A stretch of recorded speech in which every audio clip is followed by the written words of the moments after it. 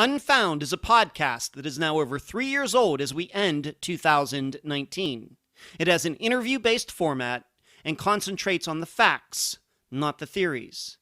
Today, and for the fourth time, I will take you back to the beginning, then right up to the present, as I cover new updates on many of Unfound's cases. I'm Ed Dentzel, and this is Unfound.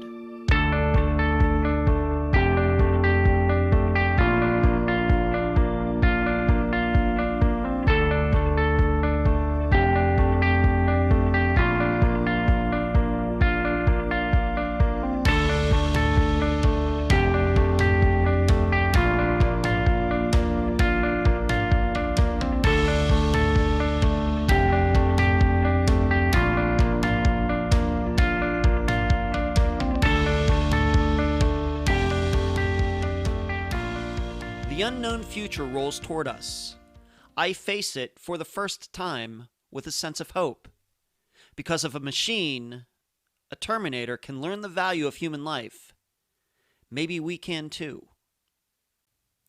Those are Linda Hamilton's final lines from Terminator 2, Judgment Day, one of my favorite films. For some reason, as I was putting this update episode together, those words came to my mind. I think it's because we are on the verge of a new year. And hey, it's an election year. And hey, I'll be turning 30. I mean 40. I mean 50. But mainly, Sarah Connor's thoughts on the unknown and the future and hope and learning the value of human life speak to me because I predict 2020 will be a big year for Unfound. I'm already talking to a school about a speaking engagement. I'm once again talking to a TV producer about a show. And I have some other things going on. Yet Unfound isn't about me or my assistants. It's all about the victims and their families. However, all of you, the listeners, play a part in this as well. I'd like you to hear those words from Terminator 2 and think about your own future and how it's zooming toward you one quick second at a time, and the kind of hope you could give these guests if you got involved in a case in 2020. Maybe like I've done with Cameron Remers, where I felt more needed to be done than just having his mother on the program. Can you do that in 2020? Will you do that in 2020? I ask you for 2020, if you will consider putting to the side the video games, the mystery novels, the TV, and get a little more involved in these cases. Can you put that on your resolution list? Because I know all of you can even be more powerful than a Terminator. And now, a summary of Unfound. I'm going to give a shout out to Megan Good and her site charlieproject.org, even though I didn't need to use it for this particular episode. Unfound was born out of the idea that the public should know as much as it can about missing persons cases. I, as the host, go about getting you all the facts I can by interviewing those people who are closest to the case, usually family members. However, we've also had bloggers, reporters, and private investigators on the program, but only one official law enforcement member, Detective Kenneth Maines. Why only one? Frankly, because cops, although they know a lot, they never want to tell you anything. And unlike many programs that splice in the host's questions and comments after, Unfound plays every interview as it was recorded, minus the mistakes. The interviews are played in this manner because I believe you, the listeners, need to be reassured that nothing is taken out of context and that you are listening to a conversation like any two people might have. The first call I ever made representing myself as the host of Unfound was to Mary Lyle, mother of Suzanne Lyle. The call happened sometime in late July 2016. I was at my parents' place in Pennsylvania. I can remember standing in their bedroom with the door shut for privacy when I made the call. That's a true story. She surely had no idea who I was, and at that point I had no history of ever interviewing anybody. I can kind of rely on my extensive resume now. But at the time, I was just a guy on the other end of the phone line. I was very nervous. However, Mary couldn't have been friendlier. And I would say these days we talk about once every 2 months. And she has been very supportive of Unfound, I can't even begin to tell you, sending several future guests my way. I hope to meet her in person sometime soon. That conversation was followed by a call to Patrick Marker, the guest for the Joshua Guimond episode, then Tim Wright for the Ben Charles Padilla episode, and before I knew it, Unfound had gained some momentum. Probably the next big thing that happened for Unfound that pushed it forward was a listener kind of becoming my right-hand woman to find guests for the program. Emily, you've heard me mention her many times before, is responsible for finding probably half the guests you've heard on Unfound since May of 2017. Her passion and compassion make her excellent at what she does. She stays in contact with guests even after they've been on the program. Then, in December 2017, Unfound became linked with the Tribune-Review in Pittsburgh. It carried Unfound on its website throughout 2018, and I helped them cover older missing persons cases in Western Pennsylvania through monthly articles. Along the way, Unfound has picked up Cherie, researcher and overseer of both the Unfound live show on YouTube and the newest creation, the Unfound Think Tank, on Patreon. Carrie and Heather, administrators for the discussion group on Facebook. Eric, a personal confidant and independent researcher. There have been books and newsletters and t-shirts and poll questions and the think tank and meetups. And most importantly, the respect and concern all of you continue to show for Unfound's many, many guests. Like the first, second, and third update episodes from the summer of 2018, April of 2019, and September of 2019 respectively, I'll be doing all the talking today. I'm Ed Dentzel. I'm from Leechburg, Pennsylvania. I attended Grove City College, class of 93. I graduated with a degree in business that I've never had to use. I've had all sorts of odd jobs, including magic show stage manager, printer and fax machine technician, Department of Transportation flag person, model, and Star Trek actor. I lived in Las Vegas from 1998 to 2011, Madeira Beach, Florida from 2011 to 2019, and now I live in Clearwater Beach. But Vegas is still my favorite city. Unfound News.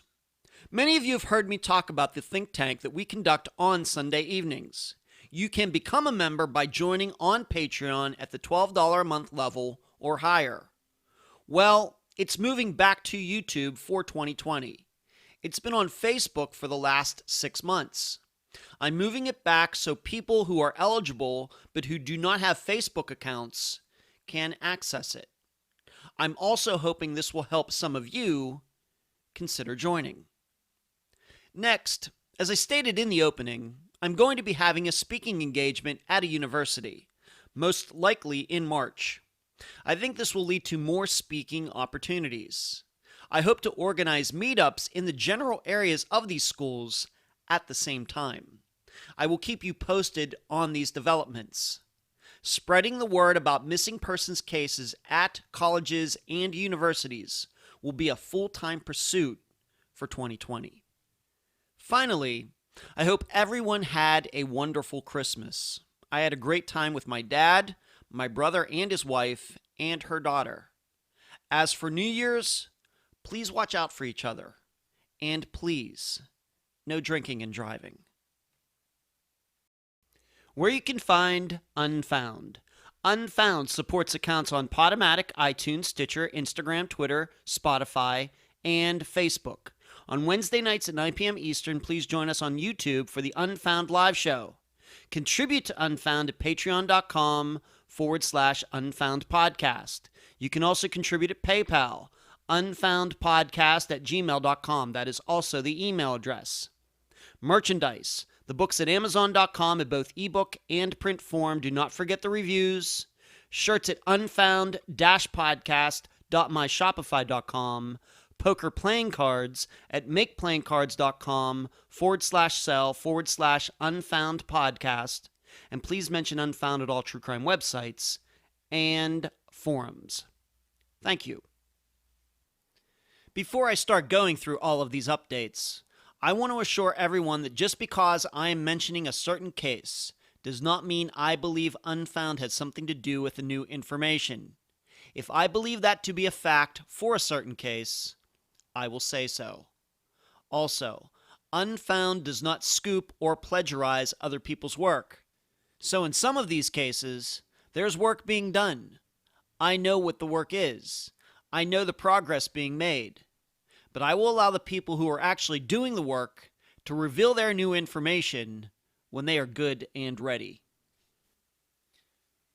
As I stated in the introduction to this episode, I'm going to start with the oldest case that Unfound has covered that actually has an update, and then go right up to the present, meaning any updates on any cases that take us right to Jesse Ross, which is the last case Unfound covered before this update episode was recorded. I will be doing this with just some notes. I'm not reading a script or anything like that, because I think I say this before I start any one of these updates. I think, maybe not the first one, but definitely the third one, the last one I did, that if I were to just read from a script, it would take hours and hours and hours to type it out. So I'm really just have some simple notes that I have on my laptop screen, and I will be doing this from memory and from what I've read about these cases just recently, or the guests have gotten in touch with me. So the first case we're going to start out with is Andrea Bowman. I have to admit, I guess I can admit it now, that I never thought that this case would end up on an update list. I hate to be pessimistic like that, but given the time, it's now been 30 years since Andrea disappeared, given that it seems it was obvious what happened, but the police have done nothing, you just get that bad feeling in your stomach that this may never be solved. And it's still technically not solved. But the good news and the update for Andrea Bowman's case is that Dennis Bowman, her father, her adoptive father, was brought into custody and charged with the murder of Kathleen Doyle way back in 1980. Yes, 9 years before Andrea disappeared. This happened in November of 2019, so over a month ago, before this episode was recorded.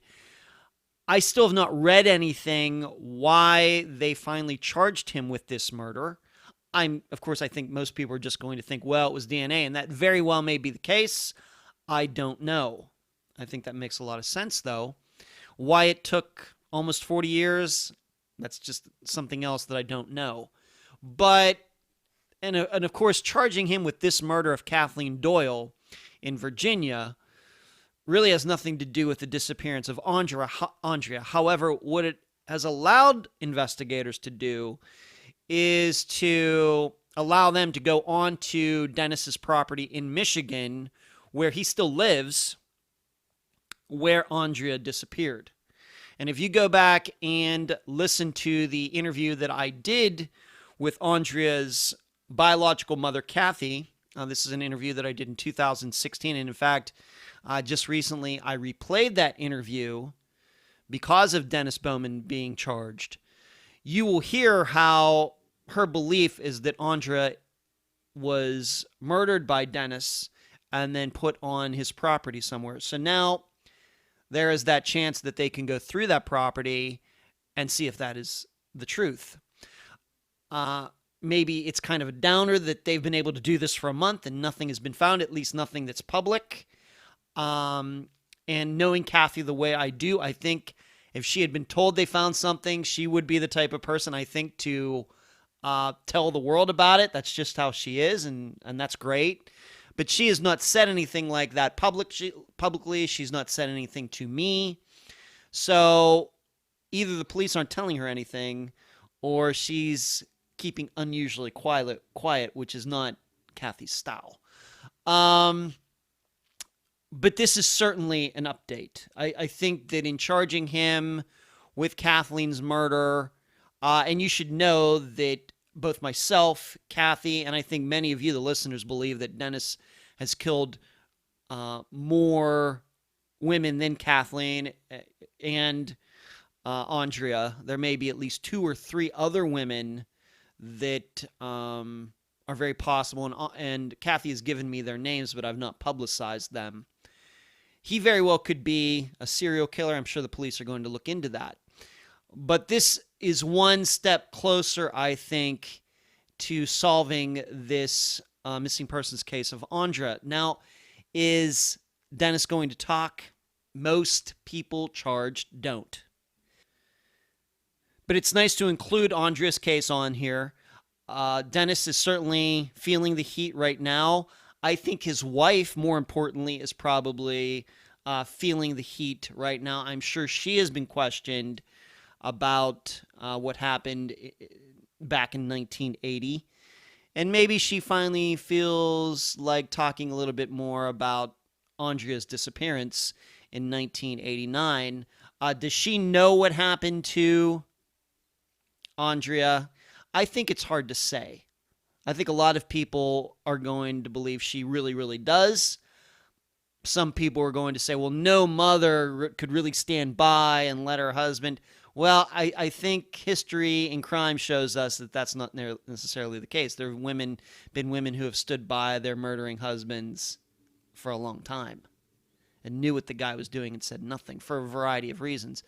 So I just don't know if you can lean one way or the other. But Dennis Bowman being charged with Kathleen Doyle's murder is a good thing for the investigation of Andrea's disappearance, for sure. And I'm very happy to include it in this update episode. The next case is Teresa Butler.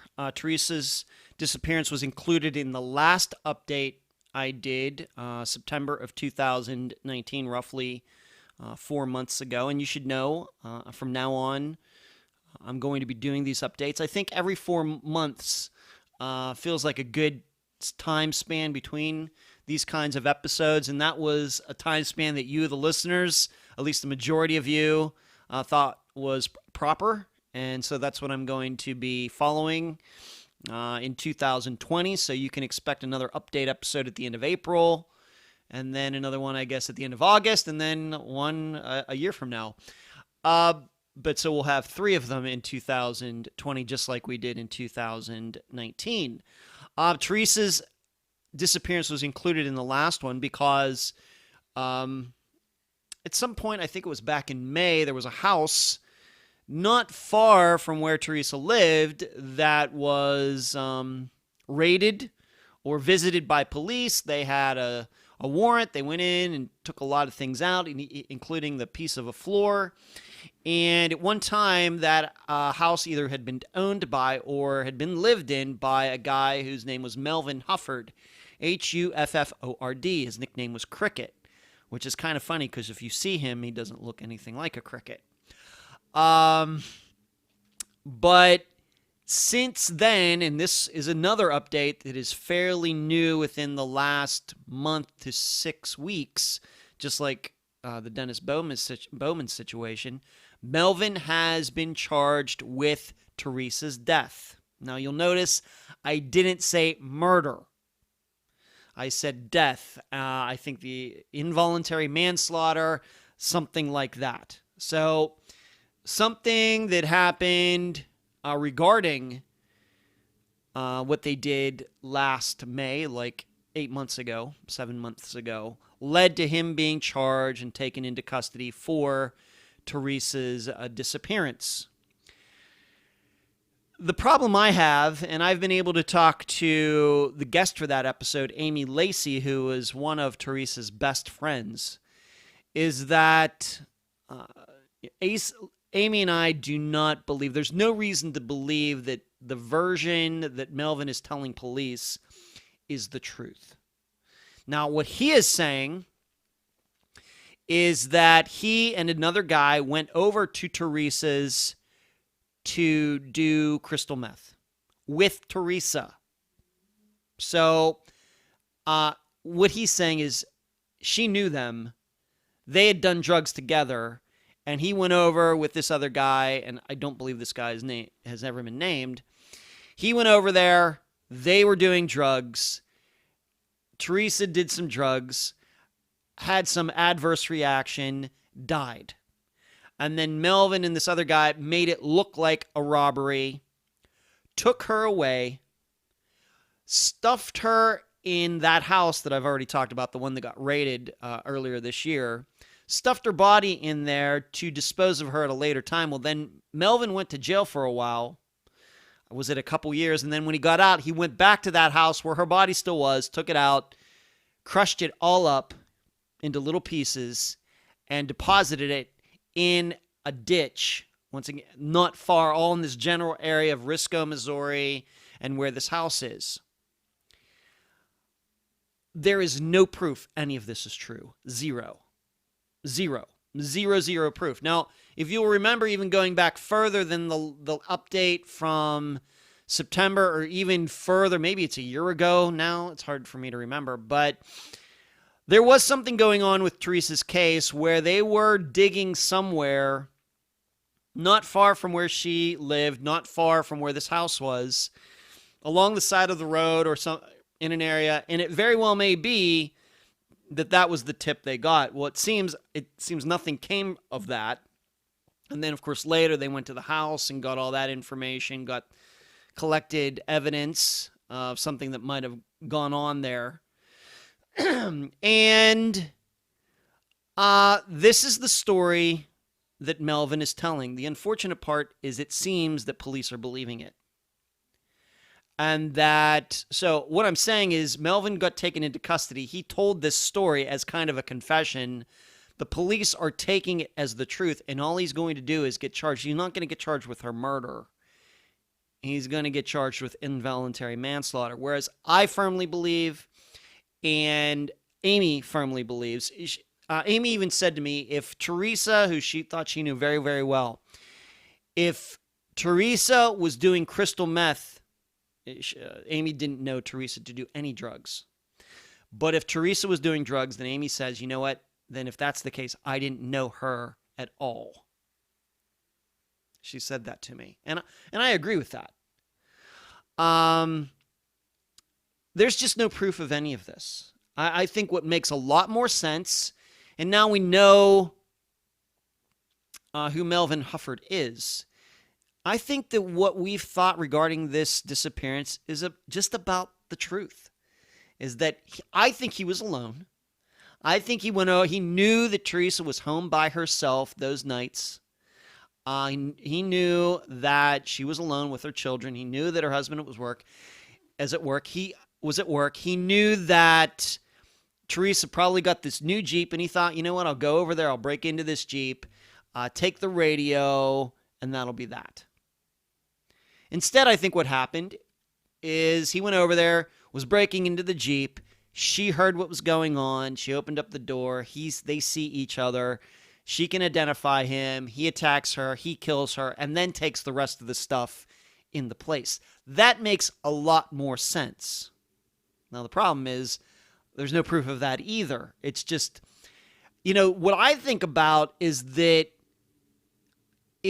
Melvin really saying that after Teresa died, that they took the time to go into her Jeep and rip the radio out of it? She's laying there dead in her house, or maybe they've carried her out to the car, and they say, oh yeah, got to get that radio in the Jeep. Of course not. Of course not.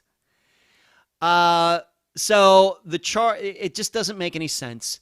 It sucks that they're going to go along with him. It feels like he's getting away with something, and what the time frame is going to be, the sentencing time, is nothing compared to what he would get if he was being charged with murder. It's just not many years at all. Certainly does not fit what I believe the crime was. And moreover, there's just no proof of any of this. It's just such a fantastic story that he stuck around to this. These are the kinds of stories that meth heads, drug people, addicted people who spread rumors, these are the kinds of stories they tell. And there's no reason to believe any of them. My belief is that Teresa, of course, was disposed of, but she wasn't cut up or chopped into little pieces or anything like that. I don't believe that at all. So I'm a little disgusted with with law enforcement and the prosecutors in Missouri. Amy is as well. And, you know, I'm recording this on Christmas Eve 2019. Actually, yesterday, the sentencing hearing was supposed to occur, and Amy was going to be reading a statement. Well, that got pushed back to January. So this is in motion. I don't know what can be changed to stop it, but this is happening. And, you know, I kind of feel like this is the Angie Yarnell case all over. That a man who we believe murdered a woman is going to get off light. Just like Angie Yarnell's husband did. I don't know what to tell you. It's a little, you know, I think that I would feel better about it. I think that Amy would feel better about it if any of his story could be proven. That they would find at least some parts of Teresa in the place that he said. And then you could say, okay, well, we now know, but it certainly feels that they have nothing. They just have, he's getting charged just because he told a story that can't be disproven. He's getting off lightly. This has to stop in missing persons cases. It has to stop. Or what's going to continue to happen is people like this are going to get off light, and somewhere down the road, they'll be walking around, free men and women, and the mystery will still not be solved, and the family will still be hurting. And it's hard to live with that. The next update is for Chip Campbell. First of all, I want you to send out your thoughts and prayers to Chip's family. You know, of course, his sister Lisa, who was the guest for that episode. It seems like yesterday, but that episode was done way back in the summer of 2017. It seems like yesterday. But Chip's father has had some serious health problems. And I think he's doing okay now, but I think they had some scary days recently, so I hope that you will be keeping Chip's family in your thoughts and prayers. So Lisa had told me about that. Also, there has actually been an alleged sighting of Chip recently. You know how I personally feel about sightings, especially this far after a disappearance. He disappeared in March of 2016, so like 3.5 years after the fact. You know how I feel about that, but the police are looking into it. I'm not sure if this person can be believed. Maybe it's true, maybe it's false. I think that, myself and I think the Chip's family believe that something happened in the house where he was living, that he was murdered. Of course, he was involved in some drugs, and there was a meth kit found after he disappeared in the attic of the house he was living in, and on and on and on. But the police are looking into this alleged sighting of Chip. And the other thing you should know is this woman that Chip was in love with, was infatuated with. I think she was using him for all he was worth. Tanya, unfortunately, if you can believe this, she is back out on the streets of Florida. If you'll remember, at the time we did Chip's episode in the summer of 2017, she was on the run, and then she got caught in California. And they held her for a while, and then they let her out, and she went on the run again. and they caught her and brought her back. It just seems like the state of Florida has a hard time learning its lesson. But Tanya is now out, I guess on bail or something like that. I don't know if she's ever been charged with anything, but she is out there. So those are the updates for Chip's case.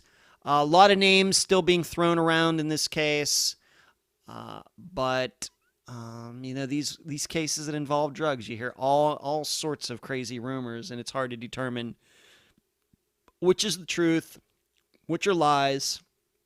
All these stories conflict, and that's why most of the time I'm inclined to not believe any of them.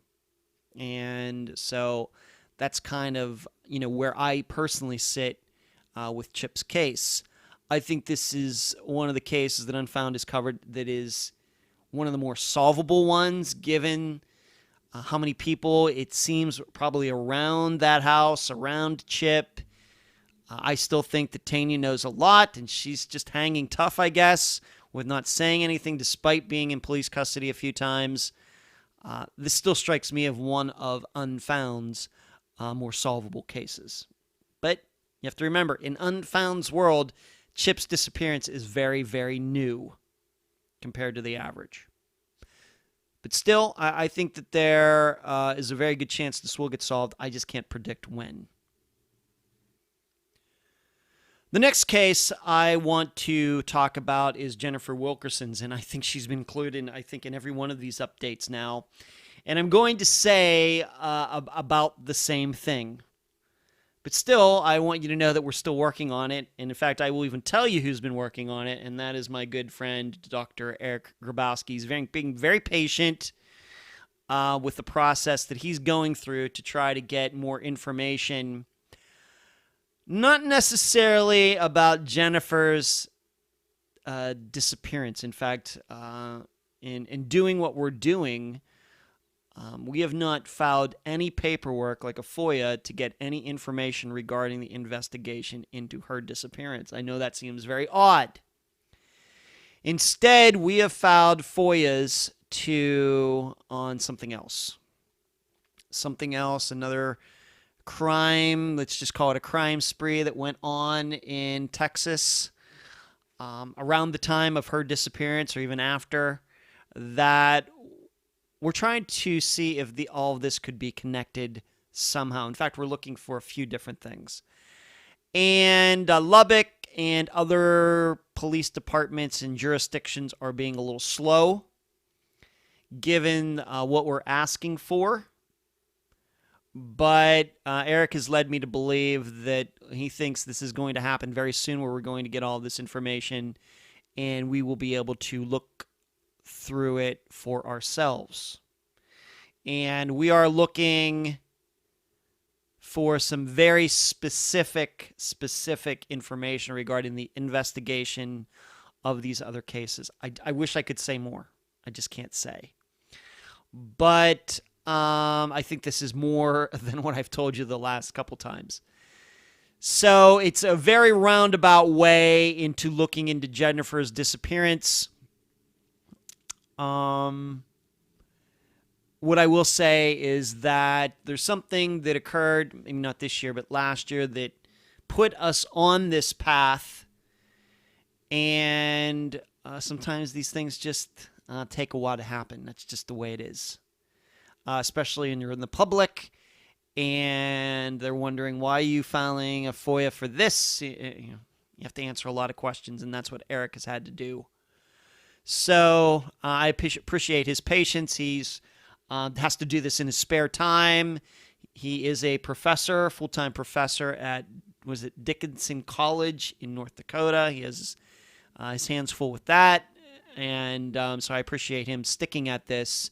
And I did just talk to him about all of this a few weeks ago, and he seemed to be very positive that would be getting what we want soon. And then it's the process of looking for this key piece of information that we believe to be true, but just isn't in the public sphere yet. But we have been told about this by someone, and this person recommended to get a FOIA on this to get this information to see if it's actually true or not. So I'll keep you posted. There you go. The next case, and this will be Kent Jacobs, and unfortunately this is going to be somewhat of a downer compared to the last time I talked about Kent's case, which was right back in September. In September, I told you about how investigators.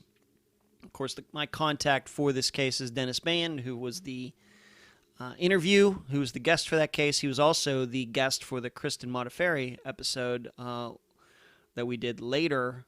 Maybe we did that in 2018. But unfortunately, Dennis has alerted me that they now are not going to be getting on that land, even though they thought they were this past summer. The way I understand it is that the land did pass into somebody else's possession, but the person who now has the land is still paying, or something having to do with the previous owner, who was related to the guy who owned the land when Kent disappeared. And the person who now is paying on the land is worried, well, if, I let people on there and they start searching around, what's all going to happen?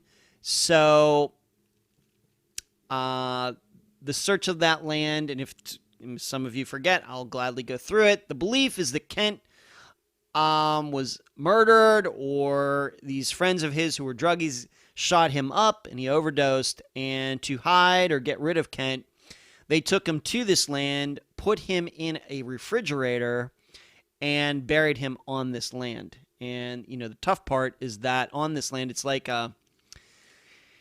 it's a private landfill. I don't think it's a sanctioned legal landfill, but the guy who owned it would just dig holes and put, as I think Dennis said during the episode, on that land, there's even a bus. Not like a school bus, but one of those big travel buses that is even buried on that land. That's how big these holes are that this guy would make on his land, digging it up. And the belief is that this guy at least knew, I don't know if the guy's alive now, but I don't think he is, but that Kent was buried in a refrigerator on that piece of land. And we thought they were going to go on there, maybe with, the ground-penetrating radar. That is not going to happen. Now, I'm not saying it's never going to happen. It's just not going to happen as soon as we thought it would. I wrote in the book that came out most recently, the Season 2, Volume 1, about Kent's case. And I have to be honest that I have some doubts whether that's even true. It almost seems a little too convenient that he was put in a refrigerator and put into the ground there. And if we remember, this guy who allegedly buried him went to this fine, upstanding guy who was in the fire department and told him about all this. It just, after you cover 160 missing persons cases like I do, it just seems a little fantastical, the whole thing. But I could be wrong. But I certainly believe it's worth it if you get permission to start, digging around that piece of land, you have to take it. But I would urge everybody to restrain their expectations regarding this. The big part is that the longer that you have to wait to get onto that land, the longer it's going to be that you find out that he's not on there, and you can start looking elsewhere and start throwing around some other ideas. It just seems right now that all the eggs are in one basket, and it doesn't seem like you're going to be able to take the eggs out of that basket for a long time. There's going to be a lot of waiting involved. And the last thing you want to do in any case is just stand around, and wait for something good to happen. So we'll just have to see. Maybe the next time I do an update, this case will go in a more positive direction. The next case is Krystal Morrison. This is a case I'm not going to say that I never thought I'd be able to do an update on it. Little did I don't think that I could have ever predicted that I would be doing an update on it in which her remains are found, and what it looks like happened doesn't seem to be anywhere close to what many of us, including myself, thought happened. I have to admit that. And it proves once again that I can be wrong, and I've never said that I can't be, but I'm not perfect. I'm not omnipotent or anything like that. And I'll tell you what I mean by that. Just to go through, and her remains were found. We're doing, once again, this, I'm recording this on Christmas Eve 2019. Her remains were found 3 weeks ago, sometime this month, December of 2019. If you will remember, she was in Concord, North Carolina. She was at work. She called a man, a guy that she was friends with. I think they were living, it wasn't a boyfriend or anything, but this older man, she wasn't feeling well. She called this guy to come pick her up. The guy got in the car, brought Krystal's son along. When they got there to where she was working, she wasn't there. It's later discovered that she had gone down the street, seemingly walked. We don't know for sure. We still don't know. Down to the local convenience store, and she was in the convenience store, and then she disappeared. If you also remember, Krystal had some drug issues, and I had put forth at the time, and I think wrote in the book, because she was included in Unfound's Volume 1 of Season 2, that I happen to believe that somehow she did get in contact with this former dealer of hers, and somehow she met up with him, and something went wrong there. Whether he killed her, it was a hot shot, just don't know. Well, her remains were found, and her remains were found not far from where she was last seen, approximately a mile east of that Shell station that she was seen at. Now, because it's been such a little time since her remains been found, I've talked to her sister Michelle, and at this point of doing this recording of this episode, there's still a lot of details that aren't clear. The way she was found is that there was a survey team over in that area, in these woods or wherever they were, and they came across her remains. They were in these woods. Or I don't know if they're widening a road or putting a highway in. I don't know what's going on there. But some sort of civil engineering crew, they found the remains, and the remains were identified as Krystal's. Publicly, they're saying that no foul play was involved. And what is possible is that maybe this illness, whatever Krystal had, that she had called home about, I think a lot of us believed that she wasn't sick at all. It very well may be that she was sick, and she was a lot sicker, in ill health, than anybody knew, maybe even including Krystal.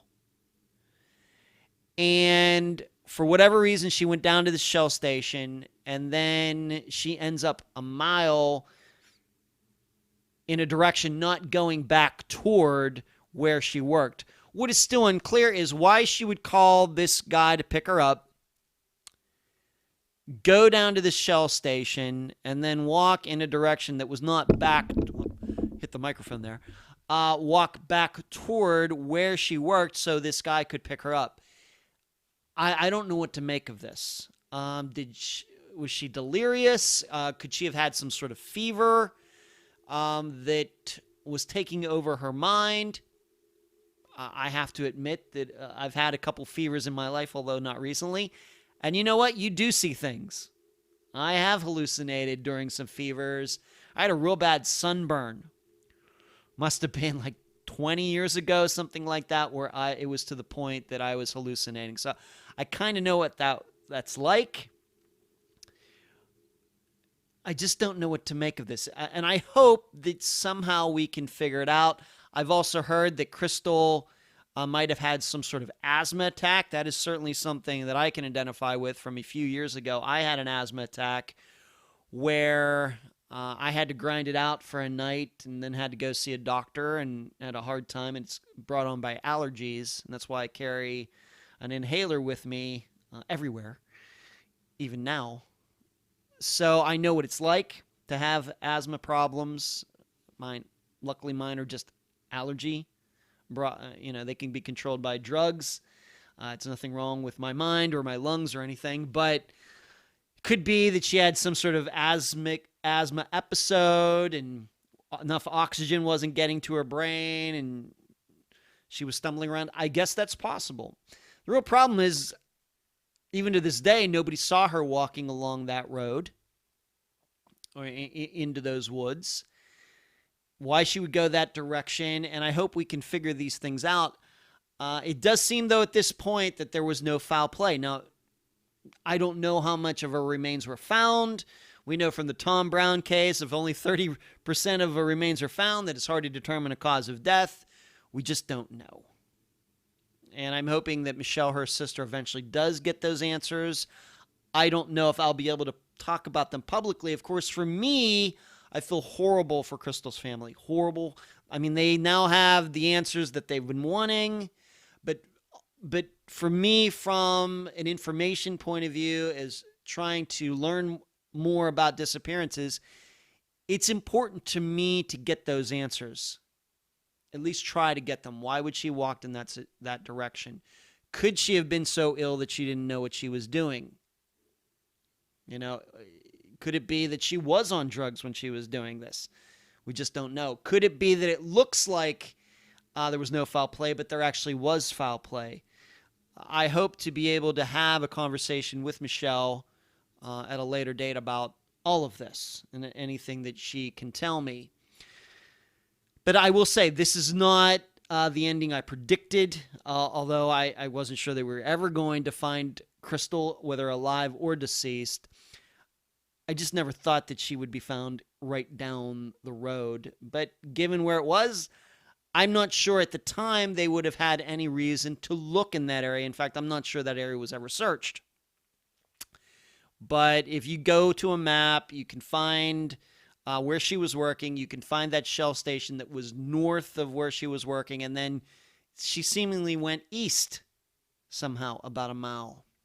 Just don't know what to think. But so it's a bittersweet time for Krystal's family. They now have her remains, but it still feels to me like there's still a lot of unanswered questions. Next case, Linda K. Carroll. This is another one I never thought that I would be updating, and really there's no update regarding the investigation into her disappearance. However, what's important for all of you to know that within the last 2 months, Cheryl Wheeler, who was the guest for that episode, and Linda's sister, was able to make it happen that I got to talk to Linda's daughter. And I'm not going to mention her name, but I got to talk to her on the phone. Like I said, a couple months ago. Was it in October? Seems like yesterday's year's just flown. In fact, even today, once again, I'm recording this on Christmas Eve. I remember what I did this Christmas Eve last year. Because of my mother's death, I spent about 2.5 months in Pennsylvania. I think many of you remember that. And on Christmas Eve last year, I was riding around with my dad looking at Christmas lights, and we ended up at my Uncle Ron and Aunt Syl's house. My Uncle Ron, who is my mother's brother, lives very close to where I used to live in Pennsylvania. In fact, just like 1 yard away. That's what I did for Christmas Eve last year. This year, I'm recording this update episode, so there you go. But it's just time flies. It's 2019 has been a much better year compared to 2018. 2018 as a whole was really from personally, the program did great in 2018, but personally, it was a disaster of a year. Just a complete disaster. 2019, both for the program and for me personally, has been a spectacular year. And I'm willing to thank God with a capital G, small g, karma, Buddhism, whatever I need to thank. That's just what I'll do. That's who I'm going to thank. And maybe just luck. But anyway, with Linda K. Carroll's case, I got to speak to her daughter, and we spoke specifically about, to remind all of you, that something that the daughter had told Cheryl when they finally did get to talk many years later, is that as a little girl, she had this memory / dream that she was in the car with her younger brother and her father, and her mother was there, and something went on, and she remembers her dad being outside the vehicle. It's dark, and there's the headlights, and the father is doing something to Linda, who it seems that she was dead. She might have even been in the car, and she was deceased, and they're somewhere out in the woods, and he's doing something to Linda, and then she's not there anymore. This is just about as much as she can offer. And because she was so small, she doesn't remember if it was real or if it was a dream. It very well may have been real. Of course, I think a lot of people are going to be inclined to believe it was real. But unfortunately, being that she can't dismiss it as being a dream, usually when we have dreams like that, and it's so vivid that we remember it's so many years later, we remember at least how old we were when it happened. Of course, I think for the most part, we have these dreams and then they kind of escape our minds very quickly. I know that I'm a very, very vivid dreamer. In fact, when I watch a movie like Inception, where it's a dream within a dream within a dream, that's the kind of dreaming I do, where I fall asleep in my dream and have a dream within the other dream. I do that all the time. But if you don't write those dreams down after you wake up, like right away, you forget them. And it's only those real strange ones or things that really, really strike you that you can keep in your mind for a while. It's really, really weird.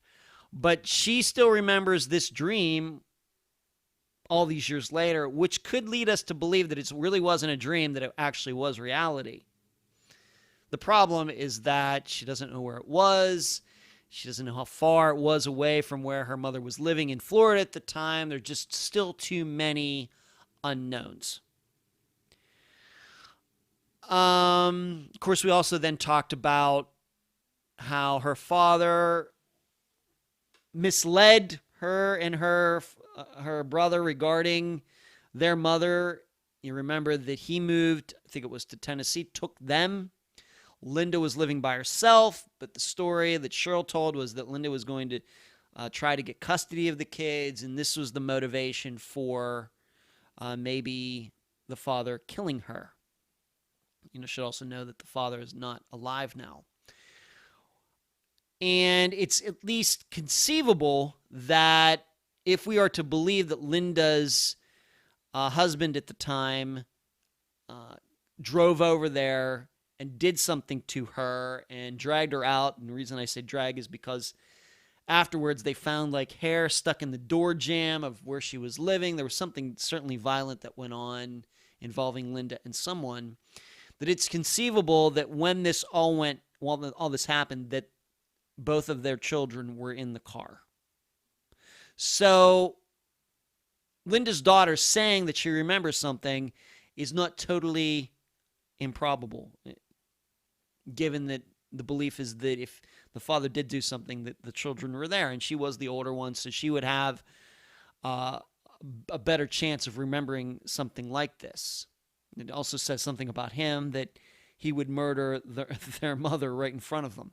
So the problem, of course, with this case is there's no remains anywhere. The other issue is that Linda did have this other guy who was driving to work, her to work and everything, and it very well could be that he had, had some sort of infatuation with her. I'm more inclined to believe that the father of her children killed her,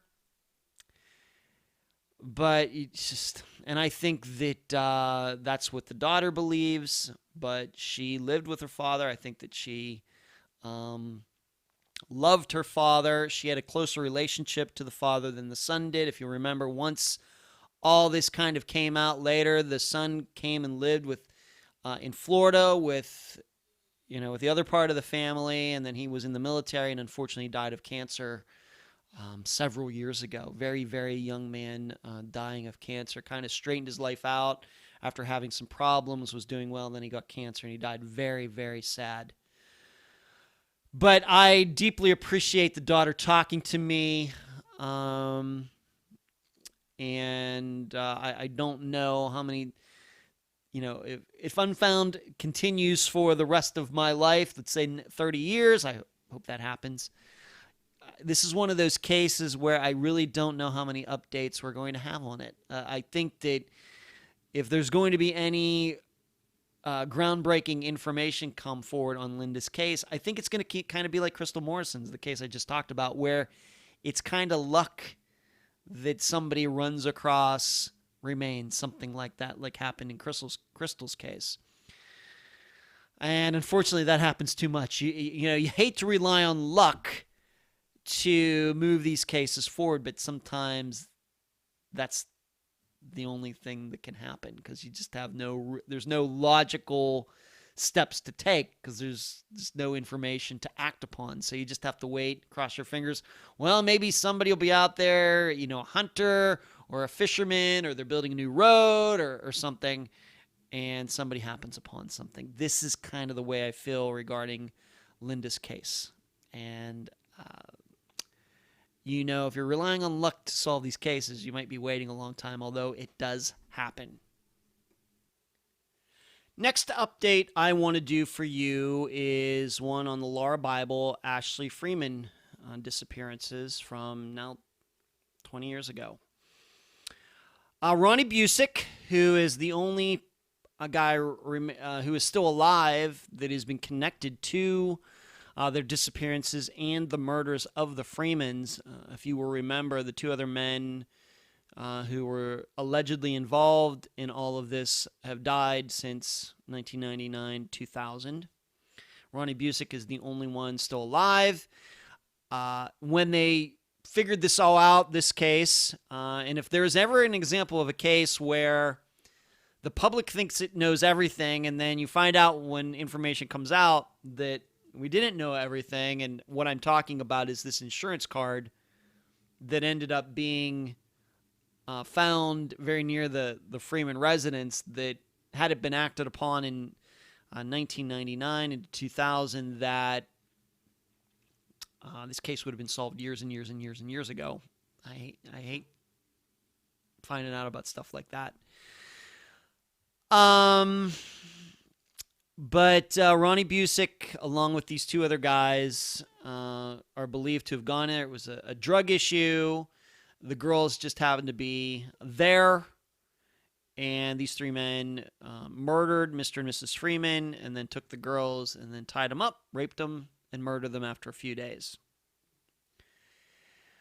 Of course, Ronnie Busick is not admitting to any of this. A lot of this is coming from people who knew these three guys back at the time, mainly women who knew what happened at the time but kept their mouths shut. They allegedly saw pictures of the two girls tied up, and these women kept their mouths shut. These people kept their mouths shut for all these years. I don't know how they live with themselves. But I think Ronnie was trying to get off on some sort of, I wouldn't say insanity defense, but his defense lawyer was saying, well, we don't know if he's fit to stand trial, and we don't know if we can believe what he says. And what's getting out into the public is that Ronnie is saying that he doesn't know where Laura and Ashley are. He didn't have anything to do with them being murdered. He's just denying everything. One of the statements that, and I had not read this before, but I guess it's true, is that Ronnie Busick had gotten brain damage. He was shot in the head in 1978, so a full 21 years before any of this happened. He got shot in the head, which has affected his mind somehow. I don't know if it means he then has some sort of learning disability or he has some sort of mental issues. I don't know, but they tried to make the argument that this shot really affected him. How it didn't kill him, I don't know. I don't know the circumstances. I don't know what kind of gun was used. I don't know if it was an accident. Did he try to kill himself? I don't know. But whatever it was, it didn't work, and I'm guessing there's going to be some sort of trial in 2020. The problem is, I don't know. He may get convicted of all of this, that in his part in it. I don't know how it's going to move the disappearance forward. If he's going to stick to the story that he doesn't know anything about anything, and he's going to continue to do that. I don't know where this can all go. I hate to be negative, but that's just the way it is. I mean, if he's the only person living who was in that trailer that night, of course, the Freemans are dead. Ashley and Laura are gone, seemingly murdered. Then and the other two guys are dead. I mean, it's Ronnie's word, and I don't know how you disprove it. And, of course, I guess they'll have these other people who have talked to police. They'll come in, but you just, do you have to rely on the words of people who kept their mouths shut for so long? That's going to be the tough part about all of this. So I think you have to prepare yourselves for a situation where Ronnie Busick does get convicted of all the charges that are brought against him, and still this disappearance doesn't go forward at all. I think you have to prepare yourself for that. Along those lines, within the last 2 months, it seems there is some searching that is going on. Some person came forward, I don't know when. You know how I feel about all this stuff. These people who come forward years later saying, well, you know what? Back at that time, I saw those 3 guys. They were over at this abandoned well, and I think that they were doing something suspicious. And so they got that information. They went down. They got this piece of equipment that, can go underwater, can search underwater into this abandoned well, go down into the ground, and nothing was found.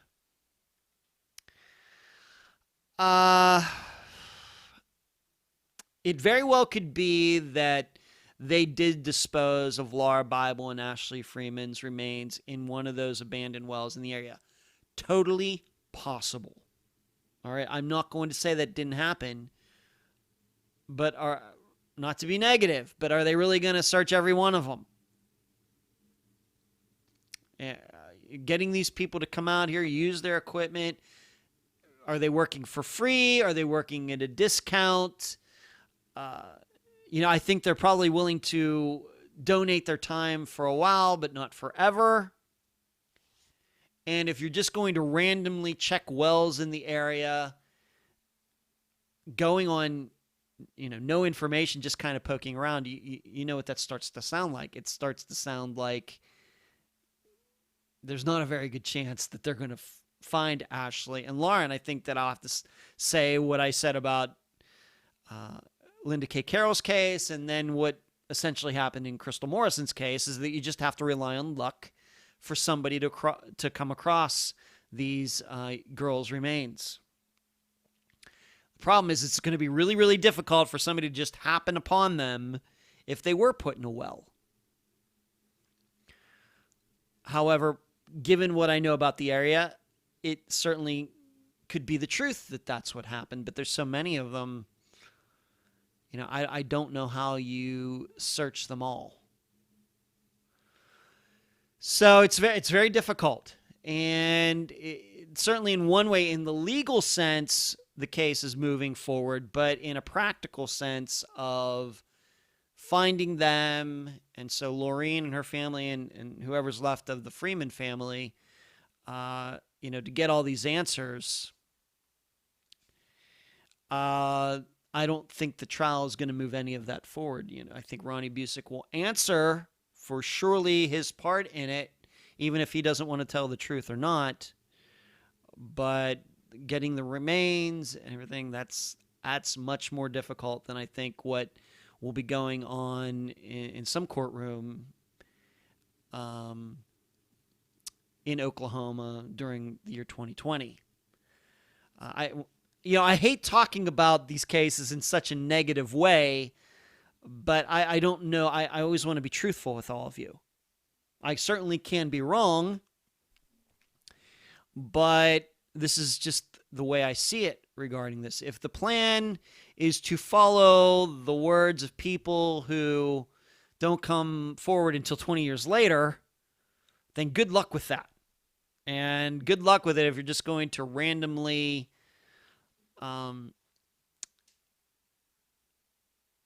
go from well to well, abandoned well, putting these drones down in there, trying to find any remains. What kind of condition would the remains be in after this time? I don't know.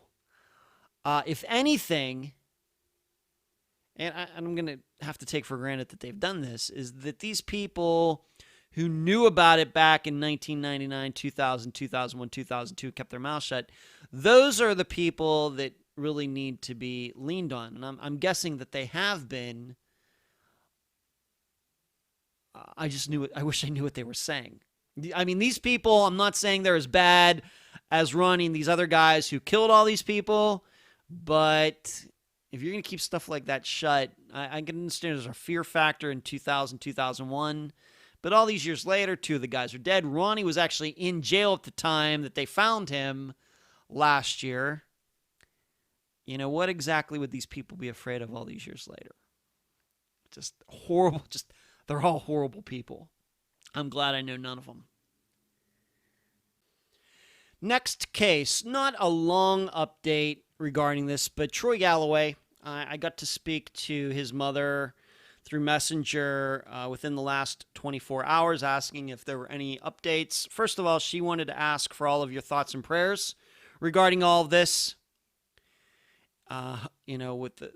With your strength, your belief, your faith that Troy's case can be solved, that his remains can be found, or he's out there living somewhere, maybe homeless or whatever the situation is, she certainly believes that your prayers and thinking of her and praying for her and her family will help this all come to a resolution. She seems to be fairly excited about how there seems to be a new detective on the case, a new group looking at everything, and it seems that they are starting at square one, keeping their minds, I think, very open to all sorts of possibilities. Maybe he was murdered. Maybe her family, his wife's family, did have something to do with it. Maybe he did go out that night and die of hypothermia in the area and he just hasn't been found yet, kind of like the Brian Barton case. Or maybe he ran off. Troy did have a drug issue. Maybe he is still homeless, as we have to remember that Troy was a military member, and we do know that there are many former military members who do end up homeless, mainly because of depression, PTSD.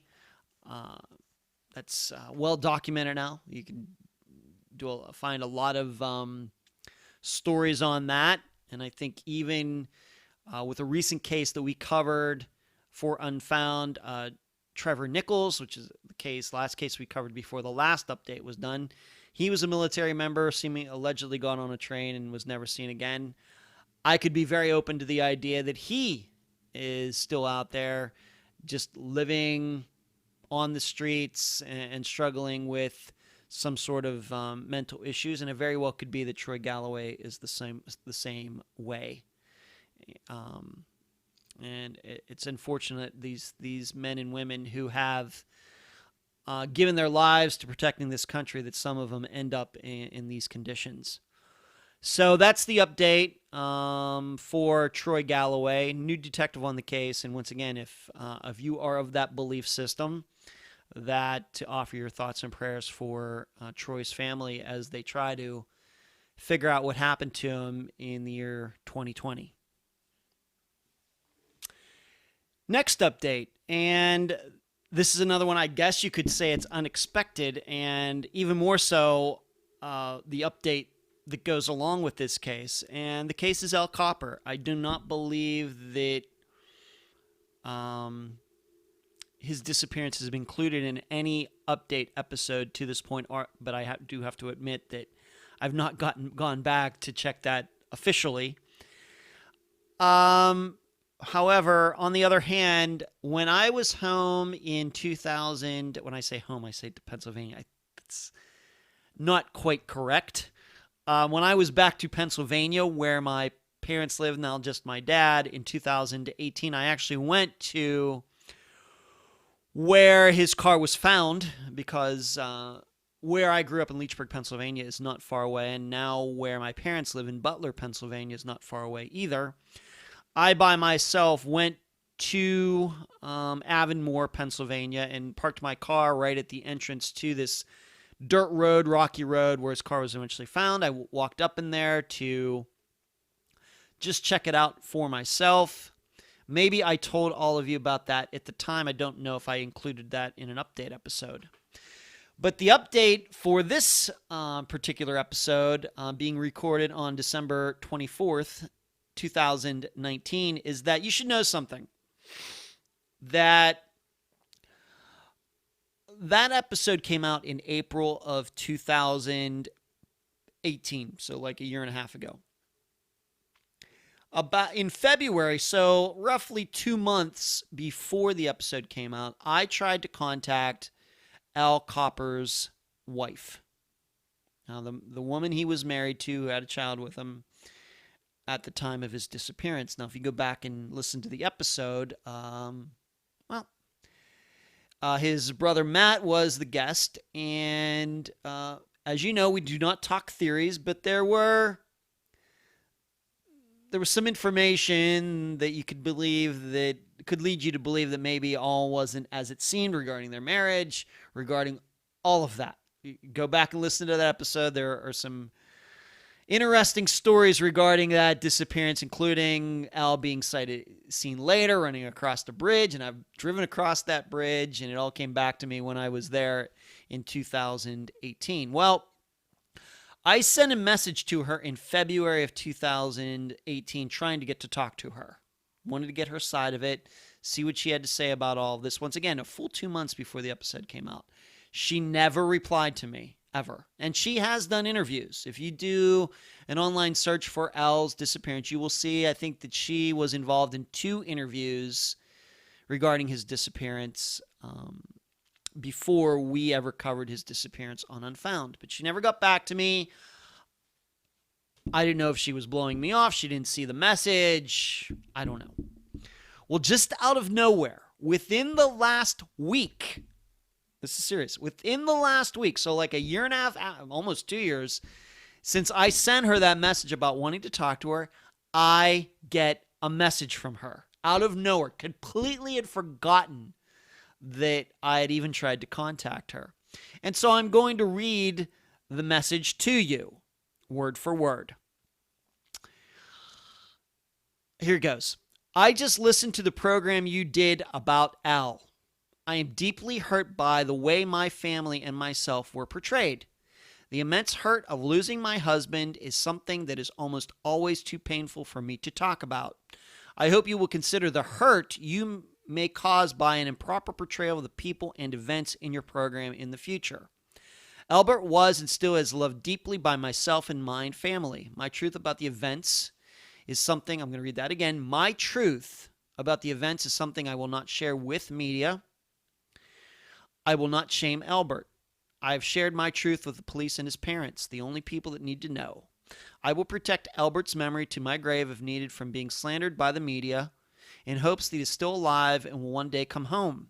I will bear the hurt you have caused me for Albert's sake. I will bear the hurt you caused me for my son's sake. I hope my family never comes across your program the way I did. If they do, I know they will also bear the hurt you have caused them. This is my life, our lives, not something to be twisted for a quote-unquote good program the way that you have. Now, I have to tell you that what is probably strikes me most about this is that she didn't find out that I covered Al's disappearance until now.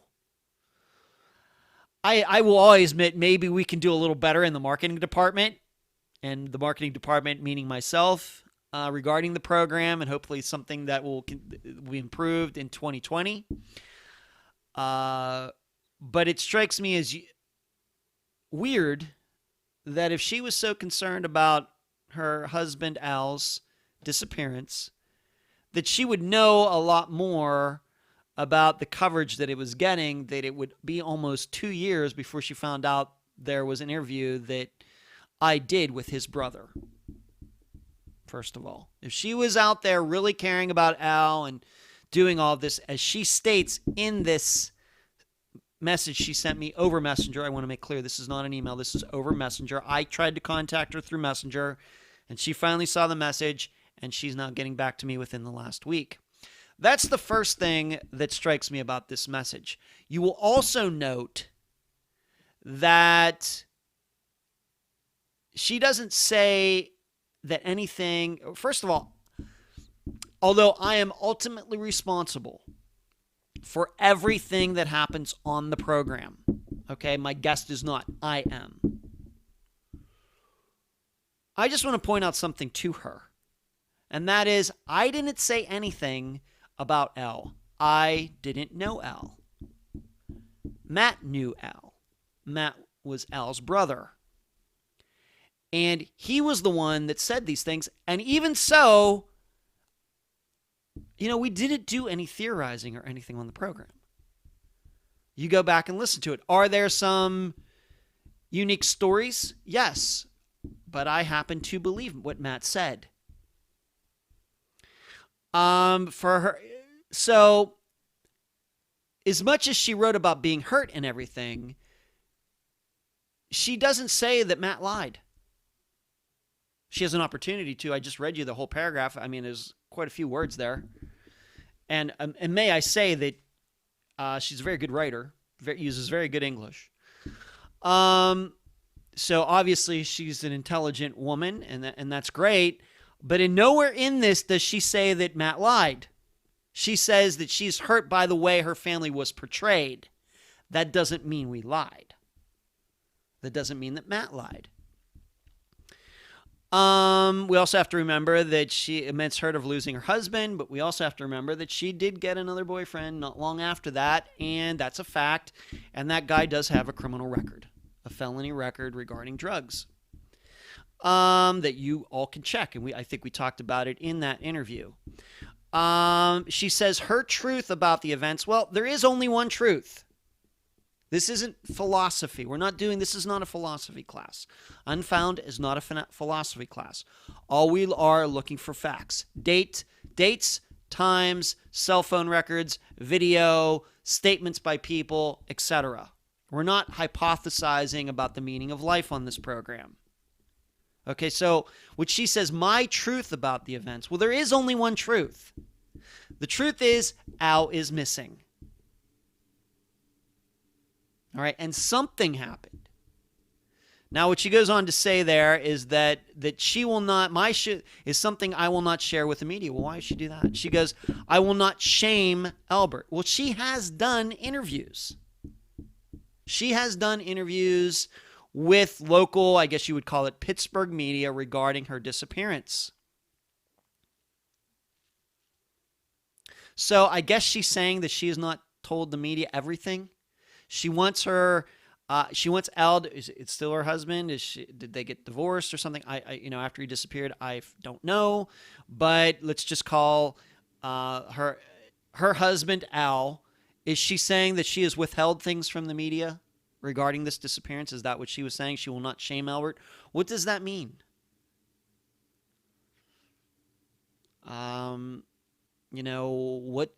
was he? I don't know what that would mean to shame him. I don't know. How could anything that she say about him be worse than him being missing and not him being there for his family and for his child? What could be worse than that?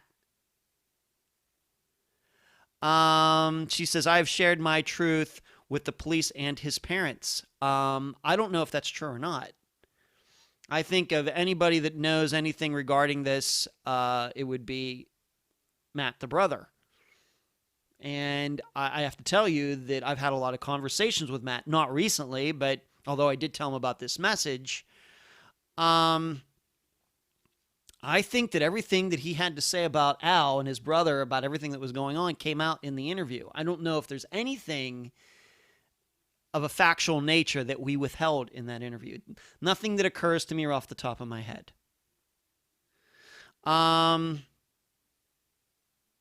She says, I will protect Albert's memory to my grave if needed from being slandered by the media.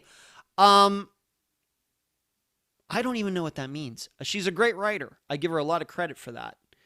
I don't even know what that means, Albert's memory from being slandered by the media. That doesn't even make any sense. Doesn't make any sense. Once again, if there is anything in that interview that is untrue, I hope that she would be able to tell me what that is and to be able to prove it to me.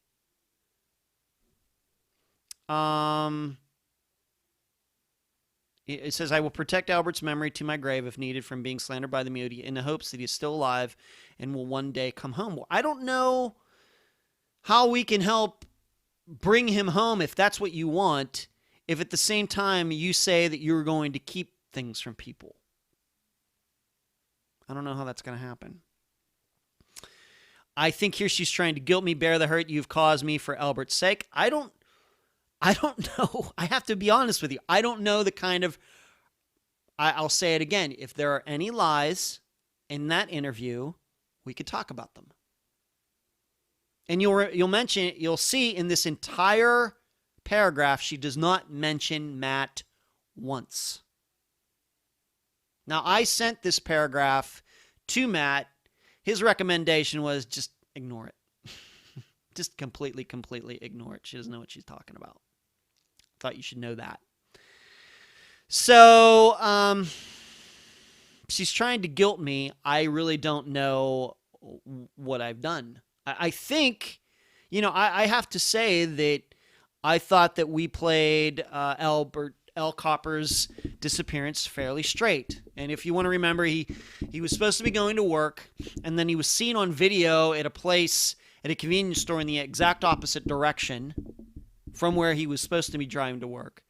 And then his car was found kind of on the way to work, but off on this dirt, rocky road up this hill. And like I said, I've been there.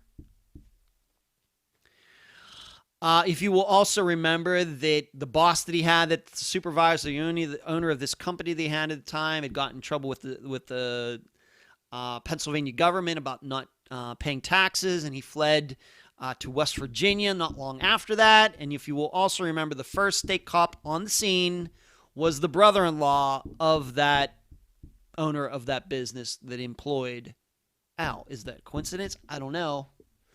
I think what I've learned a lot since then is that, you really have to wonder about things like that. So this is the message she got.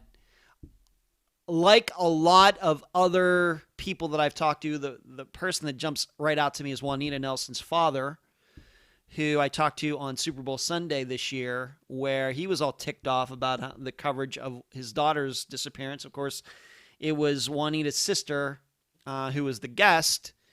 He was all ticked off about how it went, but all he wanted to do when I talked to him, and I talked to him from the beginning of halftime of the Super Bowl until the end of the third quarter, however long that was, that as long as I talked to him, all he wanted to do, like Al Copper's wife, is talk about himself, about his feelings and everything else.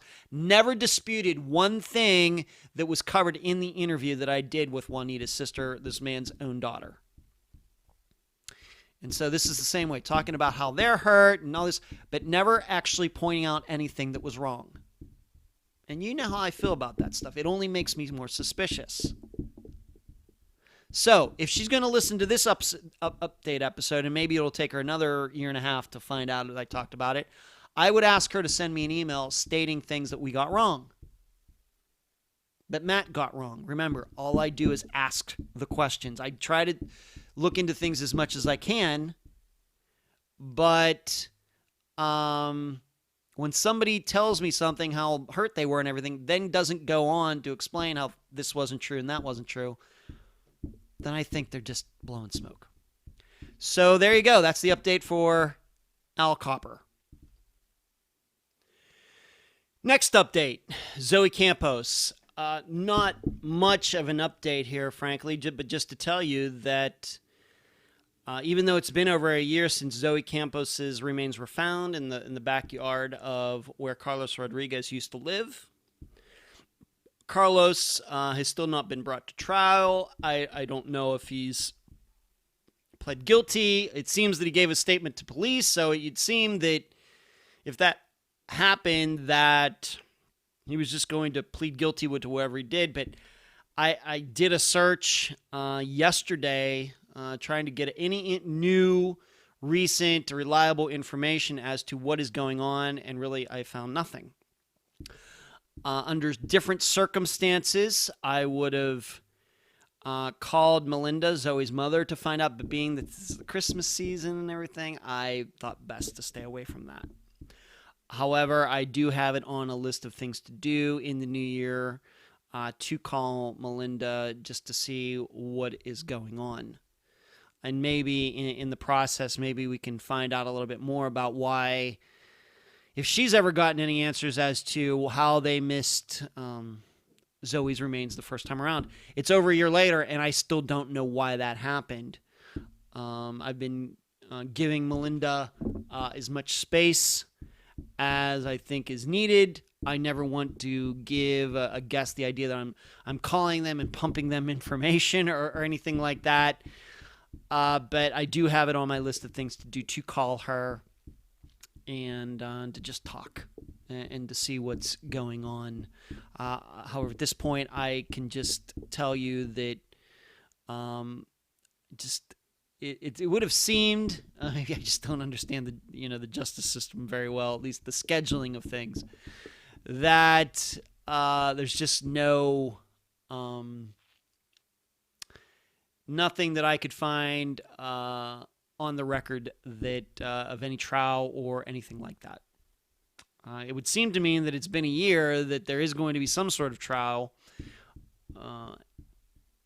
but I have no proof of that. Still, nothing going on in this case, and I guess I'm just a little surprised by that, so that's the reason I'm doing this update. So there you go.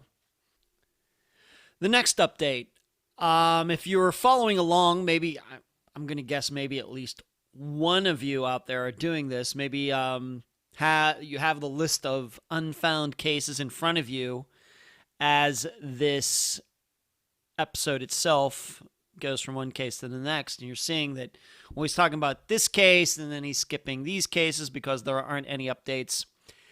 Well, if you're following, if you're doing that, then you know that we're coming upon the case that I'm going to be talking about next, and that is the Thomas Brown case. And I continue to say that this episode, this disappearance, certainly raised the profile of Unfound. Since we covered it in the summer of 2018, there's been so much that has gone on. Of course, the biggest point being that Thomas's remains were found end of January, beginning of February of 2019. But even just since we did the last update at the beginning of September, quite a few things have gone on. I'm going to go through these probably fairly quickly because I think that just about anybody now who knows about Unfound knows the work that we did on this case back in 2018. They know that we've continued to update people of things as things happen, and it seems things are happening all the time regarding Thomas Brown's disappearance or just the general area of Hemphill County. And we continue to work on this case behind the scenes. It may not be obvious to all of you, but certainly to with myself, with Cherie, with Carrie, with Heather, with Eric, with Emily, that we continue to talk about this case, talk about what we can do, and objectively, not just throw out theories and just say things to get attention. Instead, we are working behind the scenes to try to move the case forward. And I know it may not be obvious, but the reason it's not obvious is because we've not released anything to the public. So I'll just leave it at that. I still believe, at least behind the scenes, as far as privately, maybe even publicly, or even if you include law enforcement, this may be hard to believe, given that it doesn't seem like we've released any new information regarding the case ourselves. Of course, there's been new information, but we haven't been the ones to release it.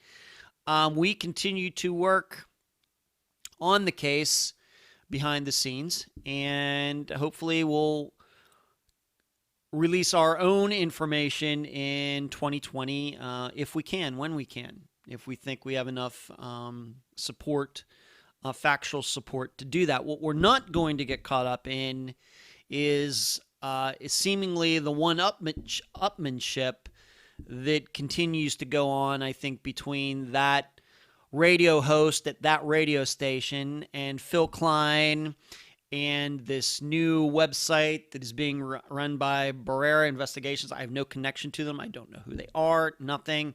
This one-upmanship and the back and forth and everything that goes on and all of that. I can tell you right now, for the record, we're not getting caught up in any of that. None. Zero. That's it.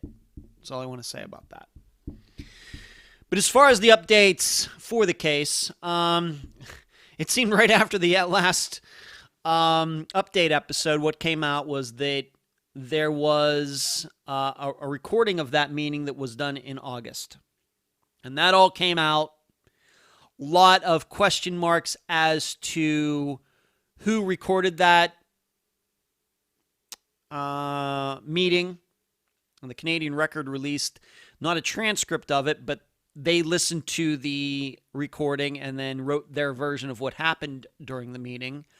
I will tell you that we now know who recorded it, and that's all I'm going to say about that, because the way we found out it was in a secretive way, and I'm not prepared at this point to tell you who recorded it. I'll just say that we know who it was. And, of course, since the last update, Nathan Lewis decided, first of all, Brett Clapp got fired as a deputy in Hemphill County. And then, what was it, a week, 2 weeks later, Nathan Lewis decided he was going to resign, and he did so. And then, who took his place? But Brett Clapp. So Brett Clapp is now the sheriff of Hemphill County, so he got fired by Lewis, and then he took Lewis's position. What came out over the course of with the everything is that we now know that Pine Gregory did find Tom's remains. That was something that I had been told there March of this year. I had a source that told me that found out that for me. However, I could not get any corroboration, so I kept it to myself. But that ended up being true. And you can take that for what it's worth. And a lot of people, of course, are suspicious about that. In the last update, I talked about signs being ripped down, some Tom Brown signs being ripped down during the 4th of July. And then that person, whoever it was, has not been caught. But then signs were ripped down again. When was it? In October, maybe? As early November. And that person was caught, and it ended up being a very prominent person in the community. And there's a recording of this conversation, the person who caught this person doing it. And this prominent person in Canadian has been charged with something. And it's not like he's going to jail or anything, but I think the biggest part of that was it was a surprise who was doing it.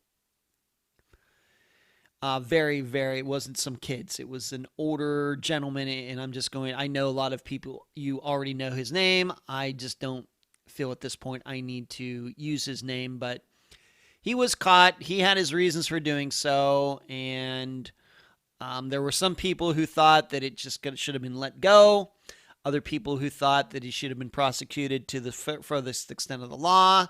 It was his son who was really pushing for some charges to be brought against, frankly, his father. And I think in the end, it all kind of came somewhere down in the middle, between him being charged with nothing and then completely throwing the book at him. In my opinion, it was somewhere in between. Having said all of that, though, and that's all interesting information, I think that a lot of people, of course, were happy to see Nathan Lewis resign. I think some people were happy to see Clapp now being the sheriff. I think that a lot of people are happy to now know who found the remains. And I think a lot of you still, though, doubt the story. I don't know what to say about that.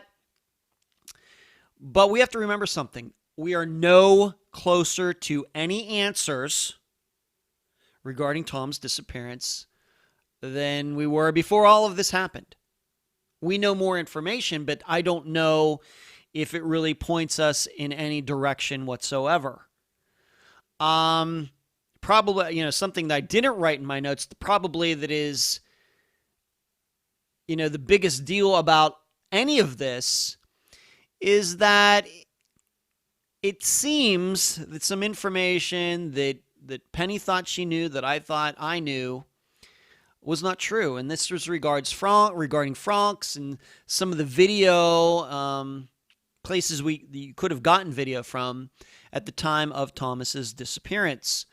What came out from these interviews, and if we want to go way back, and the reason that I think Nathan Lewis resigned had to do with all of this paperwork, and it was revealed that Nathan Lewis had fudged on paperwork regarding training for his deputies, and in the process of the government organization that's responsible for that looking into all of this, in talking to Brett Clapp, an interview that was recorded that I've listened to, it's public, and the interview with Nathan Lewis was public as well. I've listened to both of them.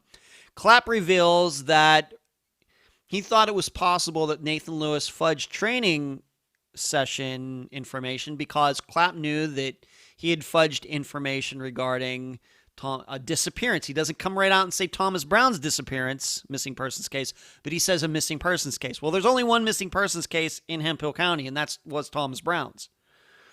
So it was revealed that Lewis did fudge information regarding Thomas's investigation, and it was done 18 months after. What he did was 18 months after the investigation started, he filled out some paperwork and made it look like it was done at the time that the investigation started. And specifically, the information was in regards to video information from the Dollar General store next to Franck's. Okay? That he never filled out the proper paperwork and regarding getting that video and what was on it. The story goes that Lewis looked at it, saw that there was nothing helpful on it, and threw it out. Now, of course, a lot of people aren't going to believe that, but that's the story. And what happened is after the fact, down the road, when Thomas's case was getting a lot more scrutiny probably than he thought it would, whether you believe Nathan Lewis is involved or not, he thought that he better cover his butt with that, and so he came up with this paperwork, and obviously Clapp knew about it. And so when TCOL, the investigation agency for any sort of training and things for law enforcement officers in Texas, started asking about all of this, this is when Clapp said, yeah, I know that he would fudge information because he fudged information regarding a missing persons case. Now, on top of that, what came out in these interviews, and this is also from Clapp's interview, is that he was under the impression that there was video from Franck's and that the video system at Franck's was working on the night that Tom disappeared. This is in direct conflict from just about everything we've been told since the beginning. That night the video wasn't working. In fact, it hadn't been working for a while because the owner was changing systems and he was having problems and everything. Well, now we know that at least Brett Clapp was under the impression that, yes, there was video working. The Franck's video was working that night. And of course, that is now, of course, also thrown people into a big tizzy about what was going on. And even when this came out, I had to admit something, is that these are the kind of things I don't like to talk about because I sound like a conspiracy theorist, conspiratorial, and a kook and everything else, and I am not that way. I think you listened to this program for over 3 years. I am not like that. But I had known for a while that the video at Frank's was working in November. Why? Because I'd found out that a company had had a credit card that had gotten stolen or something, and there was somebody going around Hemphill County and elsewhere using this card to get gas. And this thief had used this card at Frank's. And in the investigation, I found out that they were able to get video from Frank's to find out who was using the card. That's what I had been told. And so that was October of 2016, roughly a month before Tom disappeared. And then I also found out that in December of 2016, the video was working again. So I'm starting to think, so what you're telling me is the video just didn't happen to work at the precise time it needed to when you have a young man go missing. And see, those type of things always drive me nuts. I think anybody, it drives nuts. It'll drive you nuts thinking about something like that. And so then when I hear that Brett Clapp says, yeah, my impression, there was a video from Frank's, it was like, psh.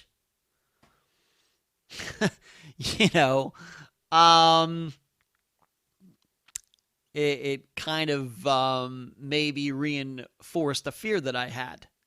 It was something that I suspected. I didn't want it to be true. But now you start thinking, well, it certainly was convenient. The video wasn't working at the time that it needed to. And you knew it was working the month before. And you know it was working the month after, but it didn't happen to work that month.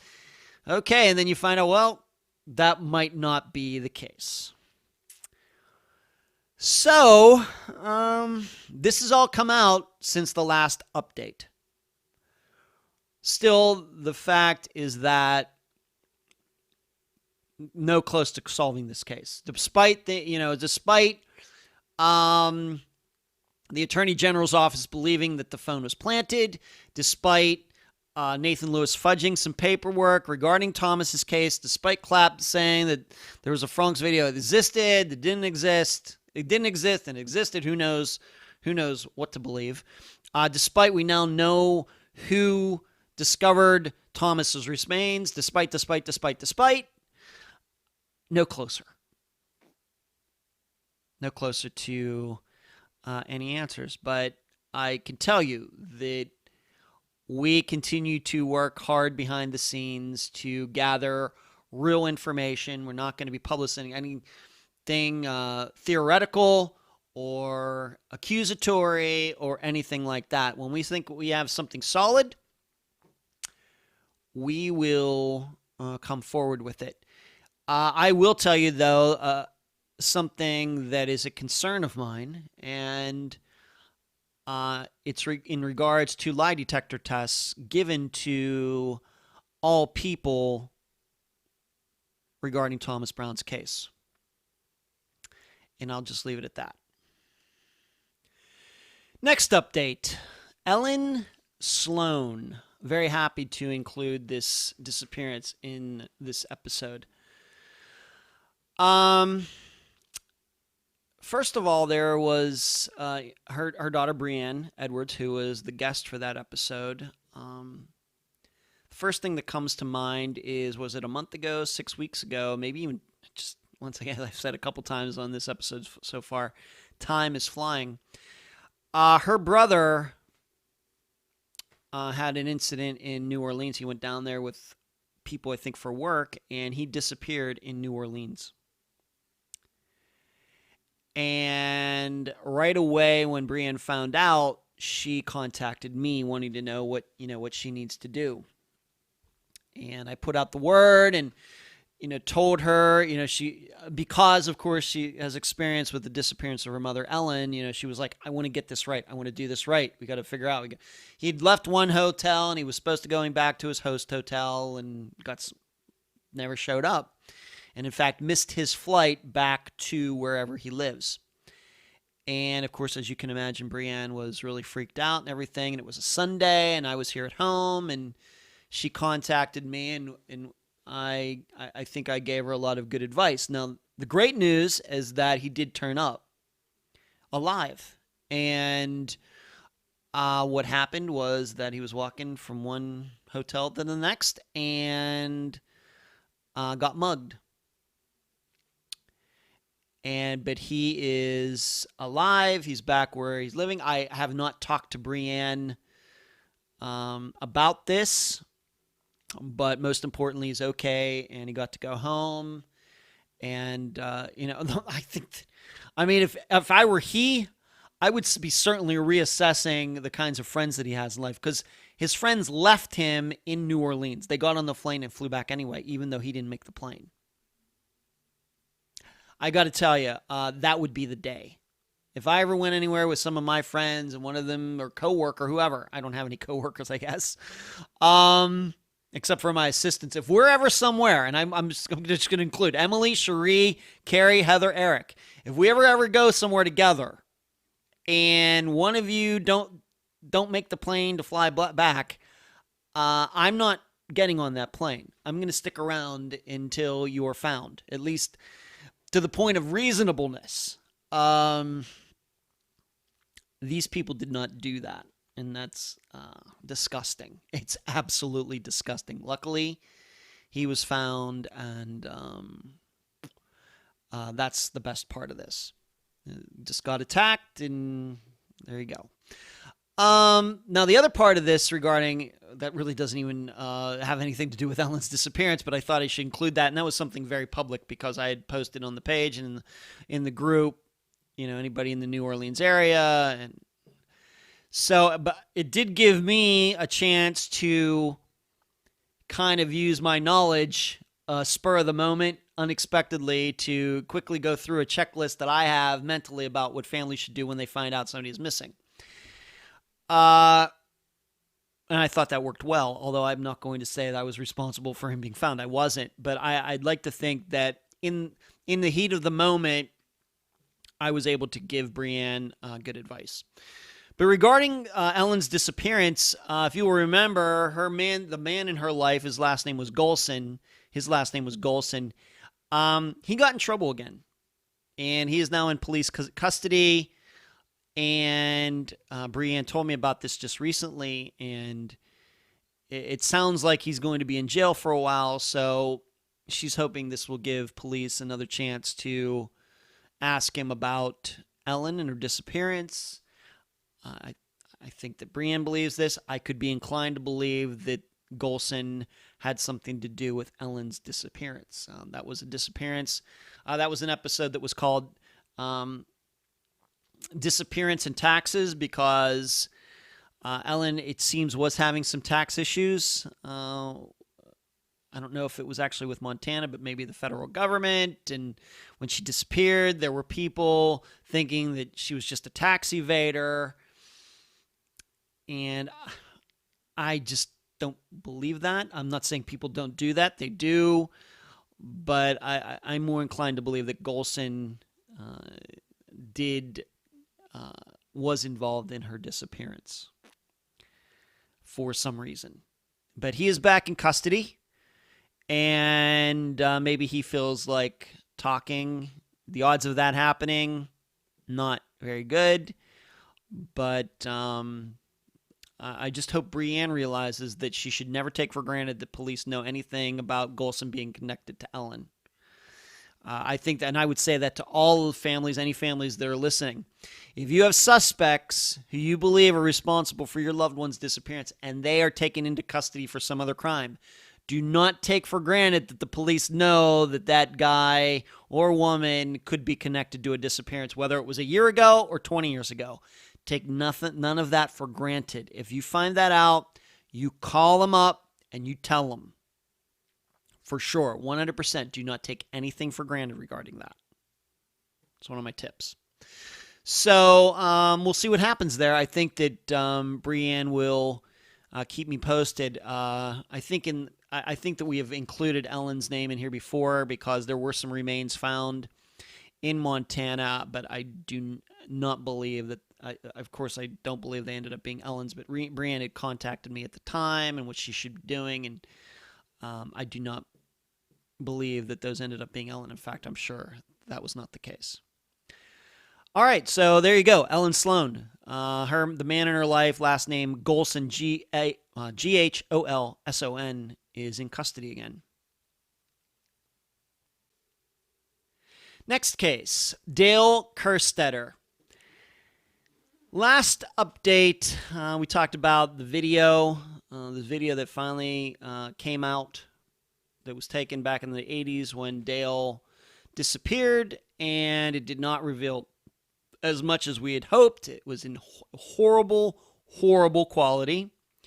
But since then, some people have been working on it, and I think it's progressing. I don't know if it'll ever be to the point where it looks like something, that's really, really legible. But I'm glad to hear that at least somebody is trying to clean it up using 2019 technology. But probably the bigger deal about this case and updating it is that, of course, Heather Grotman, who was my guest for that episode that's over a year ago now, and she runs her Lost and Found blog. She did a recent kind of part 2 regarding Dale's disappearance, and I just cannot give her enough credit. What she did was figure out how common platinum heists are. I think that when she was on the program last year, roughly around October of 2018, I think she was thinking, I was thinking, that platinum heists are rare. First of all, platinum itself is rare. So heists of it, people trying to steal it, would have to be very rare. And what she's been able to find out is they are not as rare as you might think. And in fact, she went back and found multiple incidents, 70s through the 80s, where people had successfully stolen platinum from different kinds of plants. So what does that mean? Well, to me, what it means is that the theft itself in Bradford, Pennsylvania, with Dale Kerstetter being there as a security guard, is not as rare as we thought. So it very well may be that who did this knew about other platinum heists that were successful and decided that he or they or she were going to do their own. Might have heard about these other from the 70s and 80s somehow and decided, hey, I can do that too. I know this glass plant, etc. What it also could mean, though, is being that some of these heists were successful and nobody got caught, it could be that whoever did this had done it before and gotten away with it, and that Corning glass plant in Bradford was the next target. What it also would mean is that Dale was an innocent bystander in all of this. He just happened to be the guy there that night, the security guard, somebody or people show up, and Dale gets caught up in all of it. Very, very possible. But I will tell you, there's nothing that I have seen or heard in talking to Heather about Dale's disappearance that leads me away from the idea that he could have been involved. You can't deny that. Because, the problem we have is that you can think of all different types of heists.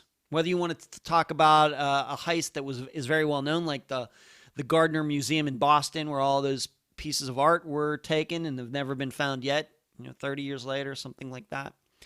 Even the security guards in that case were not taken.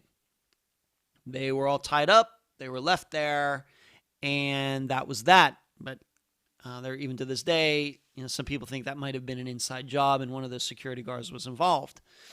But we can think of all sorts of different art heists and bank robberies and things where security guards were involved. None of them were murdered. None of them were taken and disappeared. In fact, I think that Dale, being a security guard and being there for this heist, and him disappearing is very, very, very, very rare. So why would somebody do that when we know that 99.9% of other cases that doesn't happen? I think the logical conclusion, although it could be wrong, is that maybe the reason Dale disappeared is because he was involved in it. And whether he got double-crossed or he went off and lived a brand new life somewhere with the proceeds from the platinum. I think what also you learn from knowing that platinum heists were not as rare as we thought is that there seems to be a market, or there was, I don't know if there is now, but back in the 70s and 80s, there seemed to be a market for selling platinum and getting money for it, and you could do that without getting caught. So, that's probably the biggest thing that I think has come out since the last update we did on Dale Kerstetter's case, is that these heists were somewhat common back then. I have to admit that I've not looked into it in the 2000s, the status of platinum heists in the United States. But it does raise the possibility that this could have been some serial platinum thief and that Dale could have just gotten caught up in it.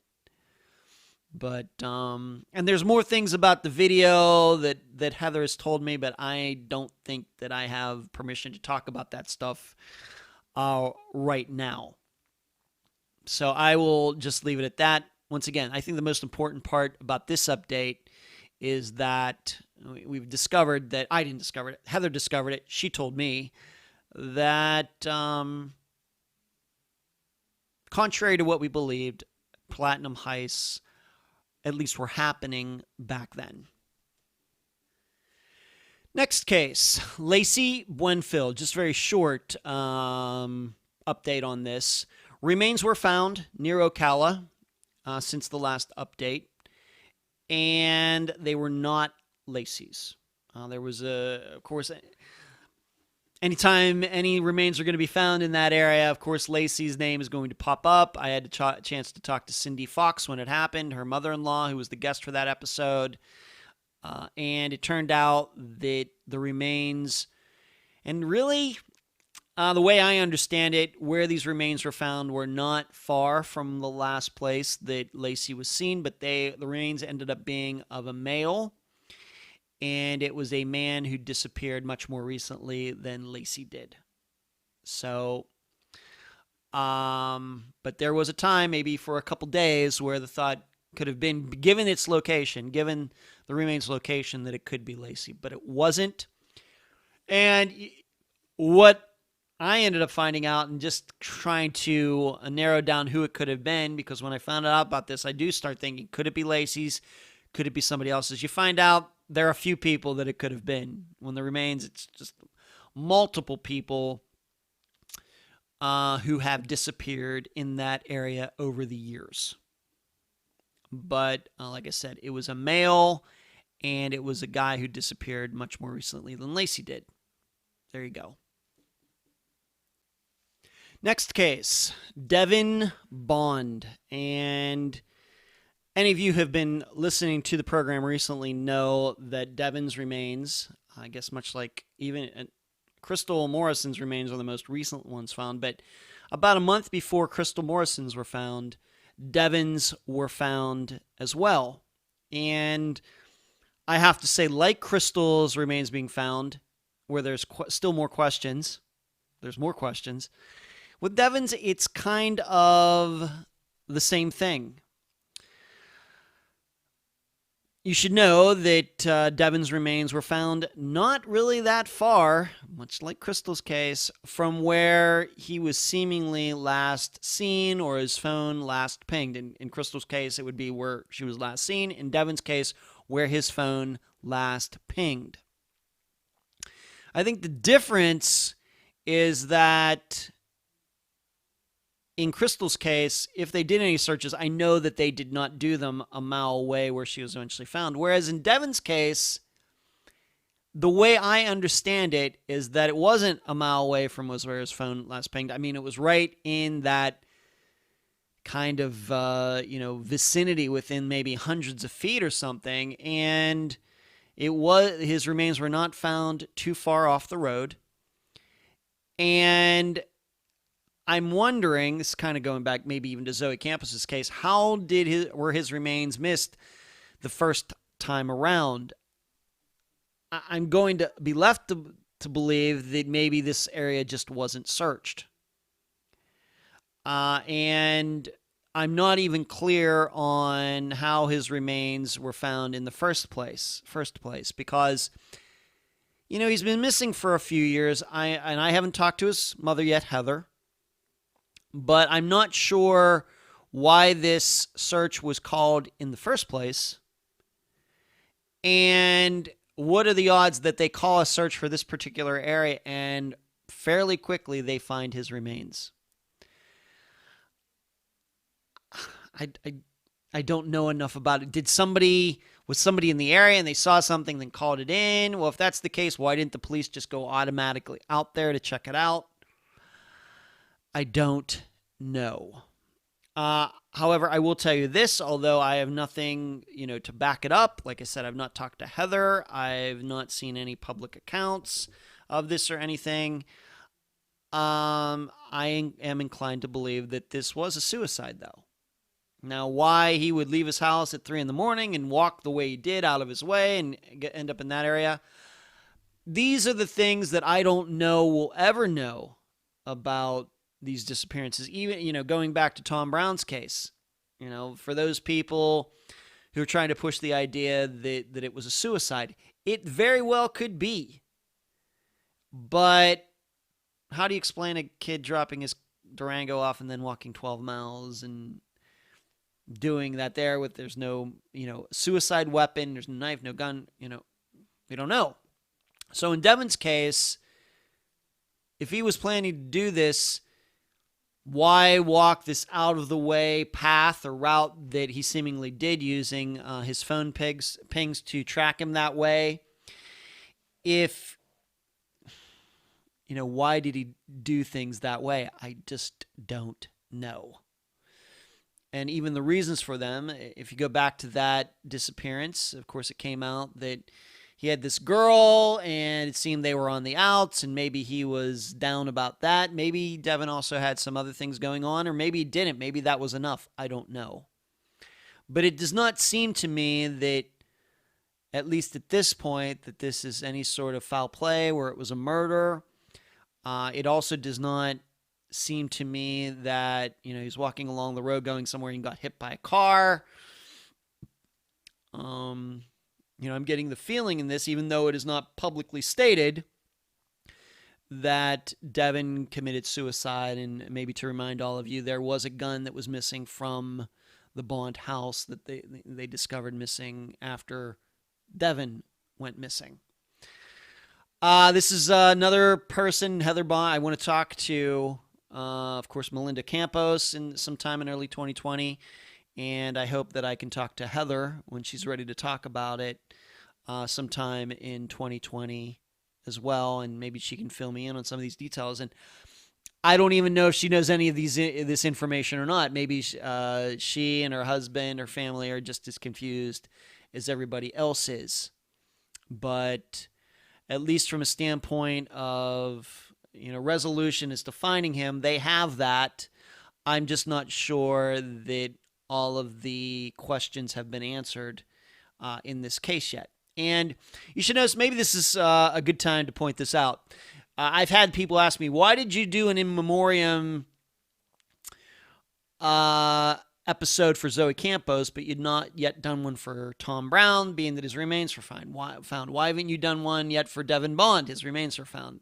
Maybe Krystal Morrison, people are going to give me a break because that just happened recently. Well, the reason that is because I'm only going to do an in memoriam episode when we have all of the answers. And frankly, we do not have all the answers in Tom Brown's case. I think that there are people who believe it was a suicide. There are people who believe it was murder. And until that is all resolved, there will not be an in memoriam for him. Same way with Devin Bond. I'm not sure we have all the answers yet. Now, it may be that once I talk to his mother, I do get those answers, and she tells me, yes, the reason he disappeared was this, whatever she says. And if she's satisfied with that, if she believes that's the truth, then I will, of course, do one. Same way with Krystal Morrison. I've talked to Michelle. She has given me some possibilities, but I don't think that they're 100% sure right at this second. On the other hand, you may say, well, what about, a case that we're, I think, eventually going to talk about, like Kamisha Hollis or Tiffany Johnson, where people have been charged and everything. Well, in those cases, until their remains are found, we have people who have been charged. And in fact, Chris Revel with Tiffany Johnson's case has been convicted. Well, until Tiffany's found, and we'll be talking about it, I will be not doing an in memoriam for her either. The reason we could do that in Zoe Campos' case is because her remains have been found and somebody has been charged with her death, and it's pretty clear that's what happened. Now, it may be somehow that Carlos Rodriguez gets out of it, but I think that we, the public, are all satisfied that we know what happened and who did it. And when that is the case, I will do an in memoriam for all of these cases, but not until then. So with Devin Bond, his remains have been found. I do not know what percentage. I don't know what the state of their remains were. I don't know why the search was done, and maybe all these things. These are answers that I will get when I eventually talk to Heather. However, as I stated before, I'm not just going to call these people up. I never want to give them the impression that I'm just pumping them for information. The fact is, I do want to have a solid, good talk about everything that's gone on, and I just don't want to think I'm going to talk to them for 5 minutes, get my information, and go. I just want to talk about the entire process because I do get to know these people very well, and I do consider them friends. Next update is Angie Yarnell. Nothing regarding the case itself, but I thought you should all know that her father died within the last 2 months. And it's very sad that, a parent would pass away and not know what happened to his daughter. And, of course, that's happened in many of Unfound's cases. Of course, the older ones where, a child disappears and it's 30 years ago. Of course, parents do not live forever, as I learned in 2018. But I wanted to let you know that her father died. Had to die knowing that his daughter was never found, and the man who probably caused her disappearance had spent his time in jail and now walks around a free man, and Angie is still missing. I cannot imagine a parent living like that. I just can't imagine it. But I hope that Angie's father rests in peace. Next update is Sean Koski. This is another one. This is a new one. And what you should know about this is that you will remember there was his cousin, Kristen. You remember that Sean was at this cabin with Kristen, her boyfriend, and this other woman. And Kristen took charge of Sean, was going to take care of him and everything, and then the next day they get up and he is gone. And a lot of theories regarding this case, a lot of suspicions about everybody who was in that cabin that time, and Kristen was one of them. Well, she tried to contact me under the title of a Facebook account called Princess of Miller Woods. And she tried to contact me pretending to be some sort of missing persons expert or something like that. And it didn't take too long for me to figure out that this was some kind of scam and figure out that this was actually what she was doing. And she was trying to pull the wool over my eyes. And in fact, it wasn't just that. The way I remember it was the next YouTube live show that we do on Wednesday nights, she actually tuned in for that under the same title and tried to troll the show, and my assistant Cherie quickly knocked that off, and I appreciate Cherie doing that. She does it very well. And when these things happen, I'm not saying they've happened a lot. This was certainly a unique case, but when you hear about something like this happening or see something like this happening, you can't help but even get more suspicious of the person. If Kristen is going to listen to this, wherever she is, whenever this may happen, you're not doing yourself any favors by contacting me and trying to pretend to be somebody who you aren't. Okay? Because, and this goes for anybody who hears this, and, some suspect or somebody, whoever, if you're going to contact me and pretend to be somebody who you aren't, you can probably guarantee that I will eventually find out who you are, because that's what we do. We at Unfound, we figure out who people are. We find people that are, suspects, witnesses, whoever else. In fact, in Eric Grabowski's case, he was able to find somebody that a family hadn't been able to track down for 40 years. You can practically guarantee that we will figure out who you are, and if it turns out that you are somebody involved in that disappearance, it's only going to make you look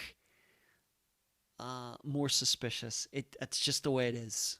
That's just the way it is. So if you want to contact me and talk to me about a case, just do it with your real name, and we can talk about it. We'll probably argue, and you'll probably drop some F-bombs on me, and I'll be nice, and I'll state the reason that we did what we did. And if you get too nasty, I'll probably block you. But at least be a grown man, a grown woman, an adult about it, and, own up to it. And just, use your real name and state what you think or feel. I think that's the best way to go about it. I don't know if you're going to get out of me what you want, but I'll certainly respect you. Respect you for doing that. Maybe you don't want my respect anyway. Well, if that's the case, then I guess I'll just talk about you like I'm talking about Kristen here. And calling her, stupid for doing what she did. She must think that I'm a real chump if I'm not going to see through this. Especially when she's using a title of Princess of Miller Woods as her name. Next case, Meghan Lancaster. No updates on the disappearance itself, but not long after the update episode came out in September, there was another article written about sex trafficking and prostitution and Mike Mirren and all of those men who are allegedly have been involved in this going on 20-some years in Portsmouth, Ohio.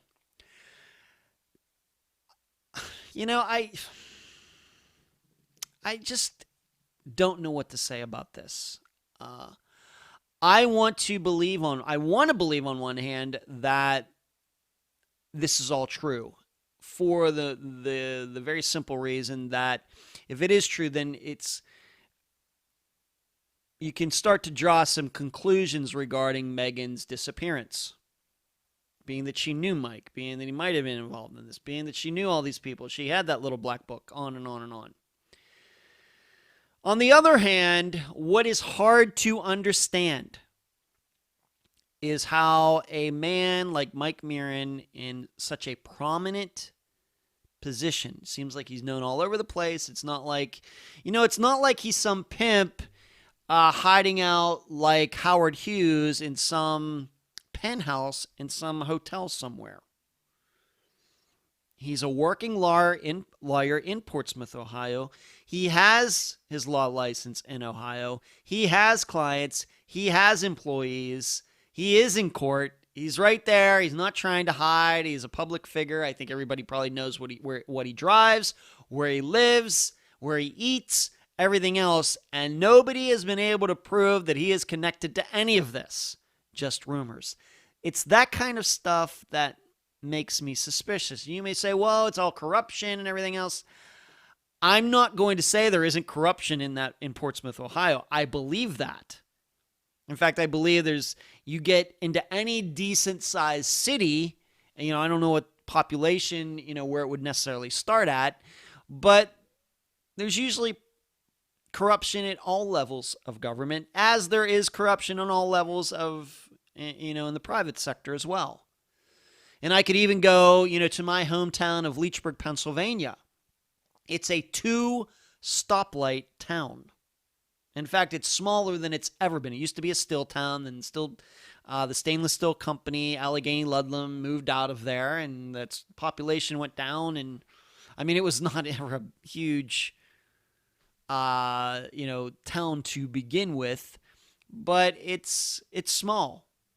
But it does have a police department, and the chief at one time, his name was Mike Diebold. D-I-E, like B-O-L-D, like, what is that? The name of like a safe company or a lock company, something like that.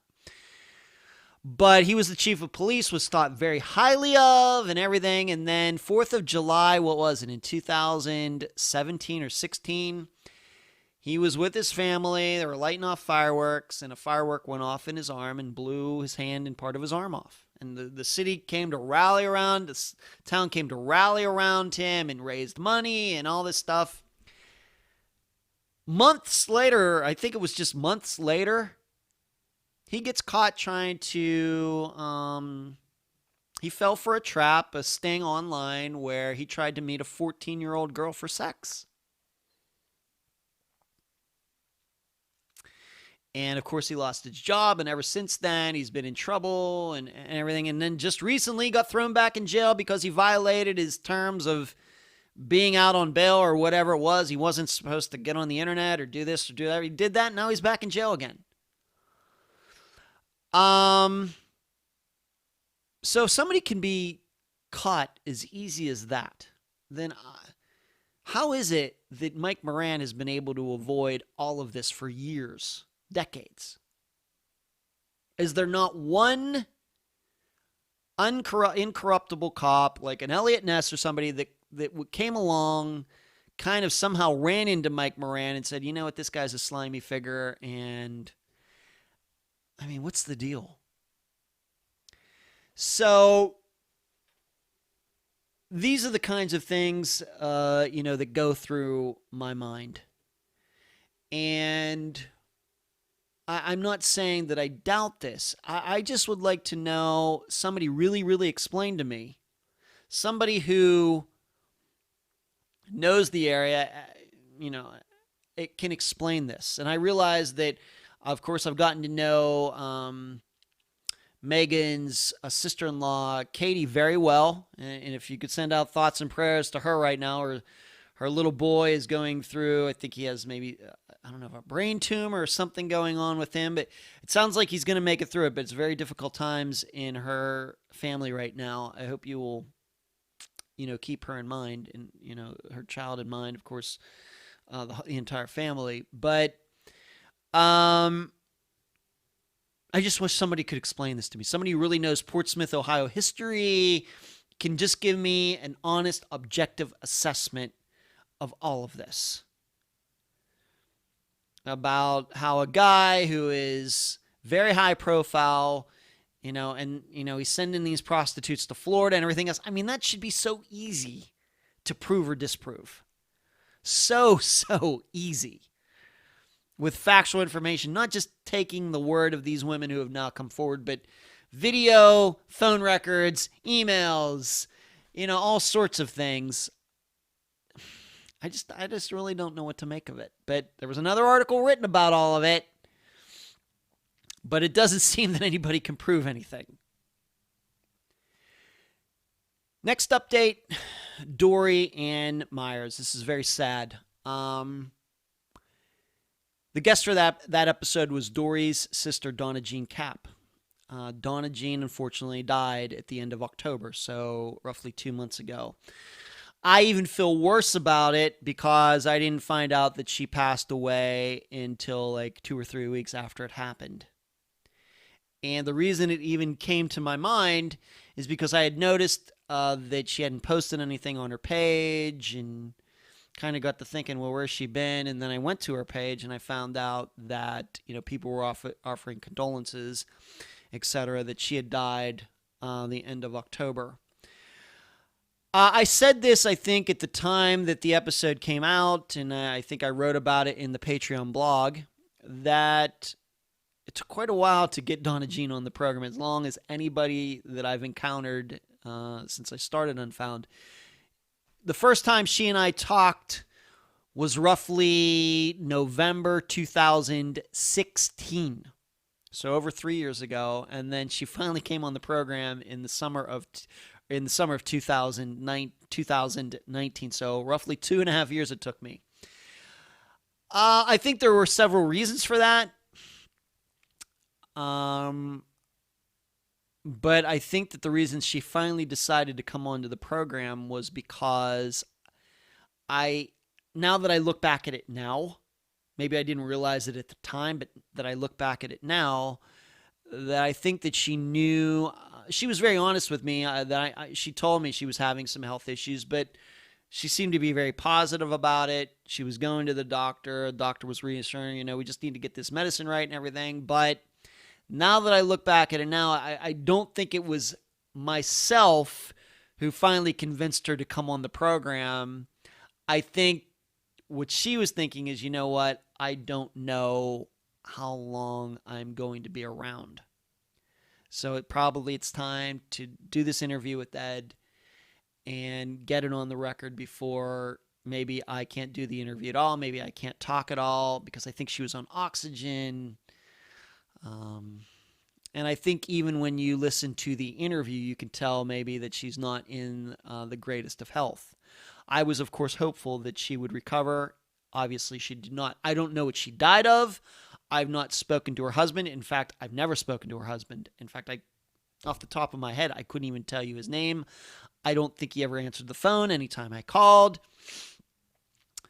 But she died at the end of October. I'm going to guess for not natural causes related to these problems that she was having, and I think she'd been having these issues for a while. I don't know what the disease names were or anything like that. Maybe it was COPD. I don't know, but I think it had something to do with her lungs. And so it's very sad. This is now the second guest who has died. The first one being Jessica Curtis, Tyler Stice's sister, who committed suicide in, coincidentally, October 2018. And now we had Donna Jean Cap die in October of 2019. And she, of course, since Dory disappeared, she worked long and hard to try to figure out what happened. And, she dies not finding out. Now, of course, there's a lot of people under a belief system that she and Dorian are now together. And now Donna Jean does know. They've got to see each other again in the afterlife. And I certainly hope that's the case. I don't know if my faith is strong enough to exactly bet on that. But, and that's why I labor to get these things solved here on Earth in the material world. But I guess we can hope. I happen to believe that, of course, that Dorian, I don't think there's any doubt that she was murdered. However, I do have doubts about whether there were two guys at her house that night. I have a lot of doubts about a lot of things regarding that case. And if there was ever a case that Unfound covered that I think a private person with, a retiree or somebody with some time on their hands, maybe someone like myself who, somebody who is not married, doesn't have any kids, but just has a job but takes an interest in true crime, this would be the kind of case with all the pictures and the fires and everything else. You could really dig into and move this case forward, because I think there's still a lot to do on this case. And I know a lot of people are going to be suspicious of Dory's boyfriend / ex-boyfriend at the time. And then Donna Jean and I also talked about how there might have been some other guy in Dorian's life who was watching her house or her pets while she was on this cruise with this other guy. I mean, she certainly had some things going on. And It seems there were multiple guys who were interested in her, and it's easy to see why. Attractive woman, no doubt about it. So, it's also very sad because I really wanted to meet Donna Jean. She really did not live too far from me, about 3 hours away. And, she talked about how she had all these files on the disappearance. And I volunteered to go up to her place and go through them with her because she said that she had some in the attic and she didn't know if she could get up there. Obviously, with her physical situation, I volunteered to do that, and we just couldn't make that happen. However, what it does raise, and maybe this is I should put on my list of things to do, maybe do get in touch with her husband and get a hold of, those files or whatever she has. I would be happy to take them and look over everything for myself. So, Donna Jean, wherever you are, we'll keep working. We're not going to forget about Dorian, and if there is some afterlife, and if Dorian is there, I hope you two have gotten to reunite. The next case will be Austin Pivo. As you can tell, we are getting closer and closer to the present of late 2019, but Austin Pivo was a case I covered during the summer of 2019. And it's September, maybe early October. Remains were found on the Fort Hall reservation where Austin had disappeared from. That's the last place he had been seen. His mother, Susan, told me about it. And unfortunately, these months later, let's just say it's 3 months later, she still has no answer as to whether they are the remains of Austin or not. The slowness of getting some of these DNA samples tested came up in a later episode, the Ronald McNutt episode, which was just done about a month ago. Same issue. In fact, in Ronald's case, it's even worse because his remains were discovered in 2000, what was it, 17? And so it's been over 2 years later. Still no answer whether it was Ronald McNutt in his truck or not. But I will continue to check in with Susan, and I think that once she found, maybe I might not even have to check in with her. I'm inclined to believe that when she finds out the results, she will let me know. It's just, it can't get any simpler than that, right? Remains are on the Fort Hall reservation. Susan has Austin's DNA. I think she maybe even already has it in the NamUs database. All they have to do is go and test it, and that's that. As I pointed out when the Ronald McNutt episode came out, they tested the original Night Stalkers in California in a matter of days. Why can't they do that for the Pivo family? Drives me nuts. So, I'll keep you posted on that, but his remains were found. What does that all mean? I'm just not sure. I don't think that the police or anybody have told her whether it looks like the remains of the person were murdered or suicide. I don't think Susan knows anything about any of that. And I guess that kind of makes sense. I don't think that they would tell her that kind of information until they determined that it actually was Austin. Now, you must remember, there was another young man who disappeared in that area, so it could be his.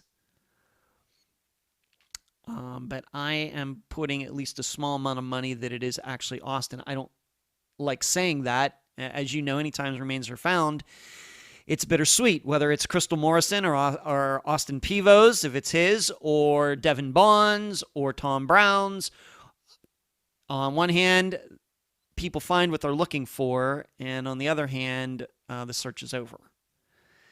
So I will just have to keep you posted on that. I would have thought, though, by now, 3 months later, that she would have gotten some answers, but she hasn't. Next update is Christine Hamilton. Maybe a little bit of a surprise. This is something that just happened recently. This is another case, of course, that was just covered within the last 4 or 5 months in 2019. But there was a woman, her name was Troy Lynn Proctor, who at the time of Christine's disappearance seemed to be helpful to the Hamilton family, to Christine's mother, regarding trying to figure out what happened to Christine. If you will remember that she got picked up by a guy. Allegedly that day, her brother was up in his bedroom, was looking out the window, saw her get into this car and leave, and that was the last time that she was seen. I will tell you that in a poll done at the time, that many people were suspicious of Christine's stepfather, actually Christine's mother's husband at the time. But Troy Lynn Proctor, out of nowhere, contacted me. I had some correspondence with her a few months ago, then it kind of just died away. Then out of the blue, like a week ago, she contacted me and said she wanted to talk. So I've gotten back to her, and hopefully we can make a conversation happen.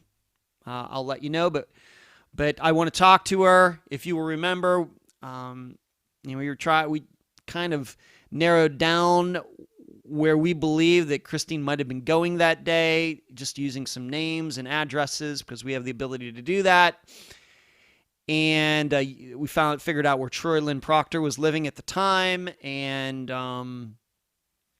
so I don't know where this is all going to lead. Of course, this is all moot if you believe that the stepfather did something to Christine. If you will remember, Christine and her stepfather had a tumultuous relationship, and he had tried to stop her from using the car, and she took off, and she dragged him down the street.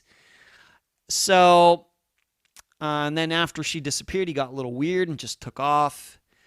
I am open to the idea that Christine did go off with some boy that day, and then at some point that day, the next day, she called for somebody to pick her up, and the stepfather picked her up, and that was that. That's at least one theory that I'm open to. I don't know if there's any proof of that, but it's certainly on the table as far as I'm concerned regarding this case. And if I get to talk to Troy Lynn Proctor, I hope I will. I will, of course, let you know all about it, or at least as much as I think I can say. But I will tell you surely if I talk to her or not.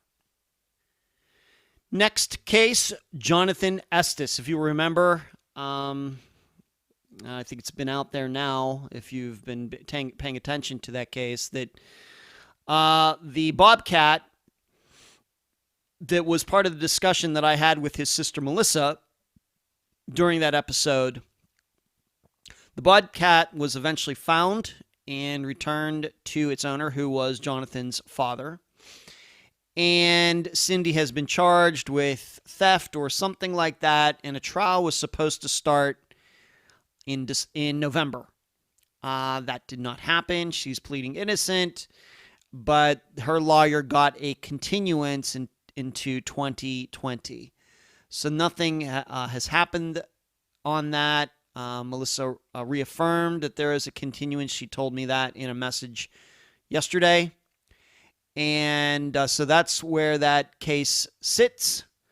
I don't know. I still don't know if this should go to trial, whether any information about the disappearance will be revealed. I don't even know that. I'm going to guess that Cindy's lawyer will not let that happen. So I wouldn't be too hopeful in that area. I think that Cindy, if she's going to go to trial, is going to make kind of the defense that she had a right to sell it, given they were married and everything. I don't know if that's going to fly or not. I have no idea. Melissa, of course, does not believe it will. When that trial happens, I will certainly let all of you know, but I just wanted to give you this update that it was supposed to happen in November, but it has not yet. And once again, I'm recording this over the course of Christmas Eve and Christmas 2019. So as of this date, that's where the trial stands. It's not happened yet. Next update, Molly Miller and Colt Haynes. Really the only update I have for this case is that when we did, you have to understand that I meant to cover that case very early in 2019, and then Paula Fielder, who's Molly Miller's cousin, decided she was going to hold off because this TV show had been shot and it was going to come out on the Oxygen Network or something like that. And I had heard that the Up and Vanished podcast was going to be covering the case, and maybe it has, I don't know, but I still don't. We're at the end of 2019, and still I don't think that TV show has ever come out. I don't think. So I don't know what to make of it, but I'm glad that Paula finally decided to do the interview with us. I thought it was a very good interview, but the rumors in that case continued to swirl, and I am still inclined to believe that those disappearances are a little... what actually happened is a little more simpler than many people are trying to portray it, with cars, all, people being seen and all these things that were said even in a courtroom that came out about this disappearance. Not sure what to think, but surely it is a little more straightforward than I think the rumors portray it to be. But that TV show, I still don't know where it is, and all of you would know more about it than I would, whether Up and Vanished ever did cover this missing persons case at all. I really have no idea. Next up, Kamisha Hollis. The only update I have on this is that there's no update. Marvin Young is in custody, and to my knowledge, there's still no trial date. I don't know if he's planning to plead anything regarding Kamisha's disappearance or not. I have no idea, but her remains have still not been found, so I guess that means that Marvin Young, even though he is in custody, is still not... if you're inclined to believe that he caused her disappearance, which I think that there's a good reason to do so, and in fact, after we covered that case, even during the interview and then my summation and even what I wrote on Patreon at the time, I said that I hope the prosecutor has a lot more than what we covered in the interview. And it turned out in the end that the prosecutor did, and you can find articles about that. So I'm inclined to believe that Marvin Young did murder Kamisha Hollis. If you remember, they were a couple, but he was her stalker, and he made her keep her phone on at work, so she with videos, so he could watch her, and all these crazy things. And then afterwards, he was seen on video in her car, and then they stopped him and took him into custody. But all these months later, after they have him in custody, they put him in custody. There's no trial date as of yet, not of late 2019. But it's going to happen sometime. Hopefully it'll happen in 2020. Of course, I thought that Carlos Rodriguez's trial would happen this year, and it hasn't. So, I don't know. We may be waiting a long time for both of them. Next case is Julie Lynn See. Since we covered the episode in August of 2019, there is some more attention being put on a murder up in one of the New England states, Pamela Campbell, who was murdered in 1981. If you'll remember, going back to when I had Julie's sister-in-law, Leslie, on the program, Leslie C. Martin, of course, she appeared on the program twice within about 6 weeks, the other case being Donnie Martin III. She had talked about... when Julie disappeared, she might have been having issues with a coworker whose name was Ken Roy. Well, the thought out there is that Ken Roy could be responsible for the death of Pamela Campbell, and that is just now coming out. Now, if you see any articles on Pamela Campbell's murder, of course it's unsolved, you will not see Ken Roy's name in them. But Leslie assured me that this is the murder that she meant when she spoke of belief that Ken had possibly committed a murder before. And if you will remember, I don't remember if it came out during the interview or not, but I know that we at Unfound had looked into Ken Roy's criminal record, and we found issues before he met Julie and issues after Julie disappeared. And I'm not sure if Julie would have known any of that, especially at the time that she disappeared in the 1980s. Of course, that information would have been very, very difficult to come upon. So that is now out there. Pamela Campbell, you can look it up for yourself. That article came out since the last update, since the beginning of September. And so you can Google that to find out a little bit more about that murder. And Ken Roy is a person of interest in that murder, even though it is still unsolved almost 40 years later. Next update I want to give you is on Andy Chapman. I don't think that I can say as much as probably as you'd like me to say, but I want you to know that I think Amy, Amy Chapman, who was the guest for that episode, has taken quite a few things that I said to heart about the paperwork regarding Andy's car and his banking. I think that she's taken those two avenues of inquiry very, very seriously into his disappearance, trying to figure out how those other people gained ownership of his car, even though he disappeared, and see if it was legal and all of that. What she's specifically doing, I don't think I can say. She sent me a couple paragraphs a couple weeks ago, but I'm just going to leave it at that. But I continue to believe that that's going to be one good way to learn more about Andy's disappearance, even though it's been a while.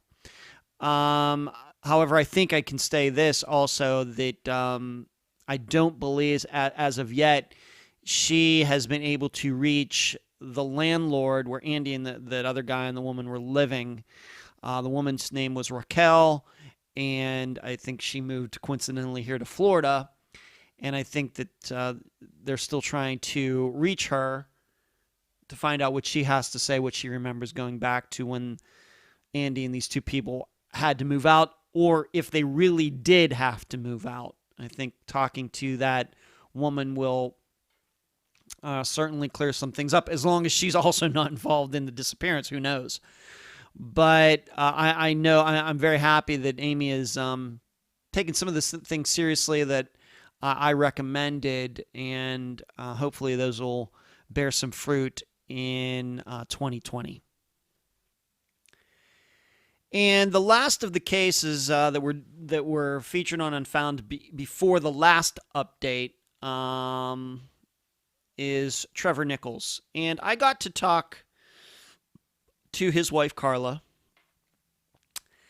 I can't say, and I say this with all due respect to her, I've heard nothing regarding Trevor's case to think that she or her family had anything to do with his disappearance, even though it does seem that there seemed to be some things that were going on between Trevor and Carla. There's certainly a difference of opinion regarding the status of their marriage, between what Trevor's mother told me in contrast to what Carla told me. I have to admit that the conversation did not leave much of an impression on me at all. I have to admit, being that Carla was, I guess they're still married, a married woman with a child, it did seem to me that she deferred quite a bit, to her parents regarding some of the things that we talked about. And what does that mean? I don't know. Maybe it's just because she lives with them, and I guess maybe if I was still living at home, I might answer the same way. It would just seemed a little strange to me, maybe because I haven't lived under my parents' roof in over 20 years, and I've always been somewhat independent and have really not relied on my parents for much in many, a very, very, very, very, very long time. But that still does not mean that she had anything to do with Trevor's disappearance. Of course it doesn't. The more I think about Trevor's case, it does strike me that he might have just gone off the grid, as many military members have. I think I also must say that there was a discrepancy between what Carla told me about Trevor's service and what his mother said. His mother said, yes, he was deployed and he went to, whether it was Iraq and Afghanistan, whereas Carla kind of, I guess, understated what his experience in the military was. Yes, he did get put overseas, but not in any dangerous places. Those two things do not seem to go together, what Erin, Trevor's mother, said and what Carla said. So I just don't know. And then, of course, we have, in that case, Trevor and this guy who allegedly saw him get on the train and all that. It's still a very puzzling case. I mean, even to the point, once again, that between Trevor's mother and Trevor's wife, they even disagree on what kind of military deployment he was on. And, of course, that would have nothing to do with disappearance. But if you can't even agree on that or get that straight, then I start to wonder, are we missing other things in this disappearance? Are there things that we think are true or not? I'm not saying that Erin was lying. I'm not saying that. What I'm saying is that when people seem to have a disagreement on what you would call simple facts regarding a man or woman's military deployment, then you start to wonder about these other things as well. If you can't get the simple stuff right, maybe some of the more complex issues are wrong as well. But I got to talk to her. There was nothing in the conversation with her that led me to believe she has anything to do with the disappearance or parents, anything like that. But it is certainly a strange set of events with Trevor Nichols' disappearance. Okay, the first of the cases that were done, I guess what I'm saying is we're now moving into cases that we covered since the last update. So there was no chance any of these cases could have ever been in any previous update. The first one I want to talk about is Tiffany Johnson. Chris Revel. Of course, the trial happened right before we covered that case of Tiffany Johnson. This is a case where Chris has been convicted of kidnapping Tiffany, not of her murder, of kidnapping, and he's going to jail for a very long time. What was it? I think it was life imprisonment for kidnapping. But Tiffany, her remains, she herself, has still not been found. I guess what it also means is that Chris has been in jail for about 4 months, and he has still not given up the location of Tiffany. And that's pretty much the update. And, it's one of those things that, as you all know, rarely do people convicted of crimes, murders, if there are bodies that are missing, rarely give them up. Happens sometimes, not as much as we'd like. And oftentimes we get disinformation as to where remains might be. The problem I have is that I'm inclined to believe that the longer these guys stay in jail, the easier it is for them to not talk about it. It's that I would hope, if I was a family member, that initial shock of being behind bars and your movements being controlled all the time, and that's going to be like that for a long time, that that might send a little bit of a shock to your system to reveal something and try to get a better deal, that you're not going to have to live that like that for the rest of your life. You have to remember that Chris Revel is a very young guy. Now, the problem also is that he is probably responsible for another disappearance that we had talked about during that episode. So maybe that could also be a problem as well, that he's afraid that if he gives up where Tiffany's remains are, that'll automatically get him charges for the other disappearance from 10 years before that. And unfortunately, I apologize, but I did not write down the other young woman's name in my notes. So And we certainly would like to cover that disappearance on Unfound, but we have not had yet any luck getting a chance to speak with anybody in that other woman's family. That also, I think, hurts the chances of Chris ever revealing where Tiffany could be. You know, the tough part that continues to exist regarding this case is that Chris really did not have a lot of time to get rid of Tiffany. You know, they were in that apartment complex. I think most people believe that he attacked her in some way, threw her into the car, and took off. And then a lot of his movements were tracked by phone. And then, like an hour and a half later, the best we could tell during the interview, he did come back to that apartment complex where the police were there, and they took him into custody right there. So after that, he would have had no opportunity to do anything with Tiffany. So it's a very, very small window that he had an opportunity to hide Tiffany, and he seemingly successfully did it because she's still not yet been found. I don't know what to make of that. I'm inclined to believe maybe somebody else could have helped him, but you would have thought the police might have been able to figure out who that was during the investigation before the trial happened. Just don't know. That's another one of these stumper cases where it seems we're always talking about long time frames in which somebody could have done something, and we can understand, well, the suspect had days to try to figure out what to do with these remains. In this case, Chris did not have a lot of time, and he still successfully pulled it off, at least for now. I'm not sure what to think about that. Next update is David Kesey. A lot happened, a lot good happened very quickly after the episode came out. My impression that David Kesey's disappearance is one of the very lesser known that Unfound has ever covered. And that is nothing against anyone in David's family. Once again, just my impression. You try to look for any articles on his disappearance out there, can't find anything.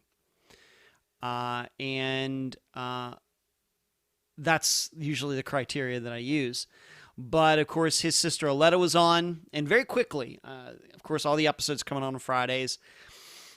And the way I remember it, before Monday rolled around, so like 2 or 3 days later, she got to talk to the guy who threw the party the night that David disappeared. At this guy's place, he was moving, and so it was like a moving out party, and there were both men and women there.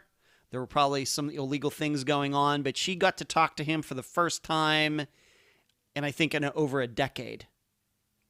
So how that exactly happened, I'm not quite sure. She got his phone number somehow. It just all kind of came together. And then he was able to give her some information. He says that the last thing he saw was David with this Texas Terry girl that was mentioned during the interview, Texas Terry Lynn. That was the last thing he saw, but he admitted that he did not see David leave. But the impression that he had afterwards was that David left with another woman, although Ted says that he did not see that. That woman's name was Marlene. Then, even not long after that, maybe a week after she got to talk to Ted, she was able to track down Terry Lynn, and her last name is Swanson. And she wasn't found in Texas. She was found right there in Tacoma, Washington. And in fact, she has a Facebook account. And Aletta was able to talk to her, and Terry could not really offer up a lot. She did not say that she and David left together. I don't think that she gave out any other women's names. I don't even think that she was ever able to offer up even her own theory as to what happened to David. And now as I'm talking about that, I may be thinking that I should contact Aletta. Maybe I can talk to Terry Lynn, and maybe she'll talk to me, and maybe I can ask some more insightful questions. Of course, I have a lot more experience in that than Aletta would. So these are two people. Of course, Terry Lynn, even her last name was a big question mark. And then even during the episode, and then suddenly that information is out there. And now Aletta, it seems like she has a little bit, a few more pieces of the puzzle. I'm still a little puzzled, to use the word again, as to what happened to David. I think there are still a lot of different possibilities. Could be drugs, could be walked off, could be ran into the wrong person or group of people that night. But I really don't know what to make of Ted or Terry Lynn. I'm not saying there's nothing that they've said that makes me want to point the fingers at them more, but there's nothing that I think that they said to Aletta that makes me want to point the fingers at them any less. Let's just put it that way. But I was very happy that some things happened very quickly after the episode came out, because these are two people that Aletta had been trying to find for quite a long time. The next case I want to talk about is Jael Hamblin's. Really what came out of this is, after the episode came out, Kendra, who Jael was living with, of course, Jael was living with Kendra, Kendra's soon-to-be husband, ex-husband, and Kendra's children. They were all living together there in Alaska. And if you'll remember, the story is that they all went to sleep except Jael, and when they all got up the next day, she was gone. And then sometime later, Jael's purse was found quite a distance away on a trail. After that, and you remember maybe also there were a couple calls or texts that Jael had made late that night. And one was a guy that she had known for a long time. And the other guy was a guy that was trying to get together with Jael that night, although there is no proof that they did so. I got to talk to the guy that Jael had known. They were seemingly just friends. I was able to make that happen, and I talked to him. Here's something you should know that I wish would have come out in the interview. I'm not saying that we should look at this guy any more suspiciously or anything else. I'm just going to state a fact, and it was not a fact I realized. Somehow we missed this during the interview. But this guy, the one guy that was friends with Jael, allegedly just had a platonic relationship. He lived in the same apartment complex that Jael, Kendra, and the rest of them did. He lived no more than 500 feet from where Jael was living. And we talked for about a half hour. I would say that he answered all my questions, but when he revealed that was a little bit of a shocker. He said that he did not go over to Jael's where she was staying with Kendra very often. He said that he only met Kendra a couple times. And, really did not offer up much of a theory as to what happened to her. I'm not trying to make him look suspicious. I'm not trying to do that. I'm just stating a fact that I think that when we did the interview, my impression was that this guy lived at least a few miles away. That wasn't the situation at all. He lived right in the same apartment complex. Whereas really the last guy that Jael talked to, who was a military member, did not live near there. He was the one that was more, it seems, according to everything, that he was the one that was more trying to get with Jael that night, whereas the guy that I talked to did not sound like that at all.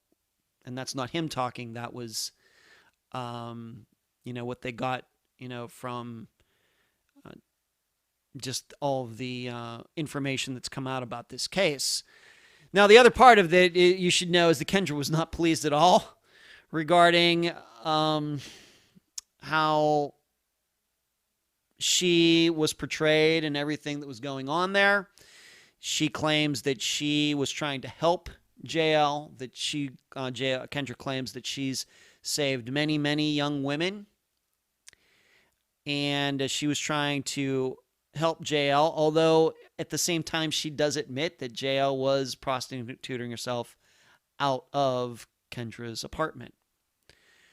Kendra sent me some long messages that weren't very nice. She sent the guest for that episode, for Jael's episode, some long, not very nice messages, but you also have to understand that my guest for that episode and Kendra have a long back and forth relationship, talking about this case and covering it and everything else. This was not new to my guest for that episode.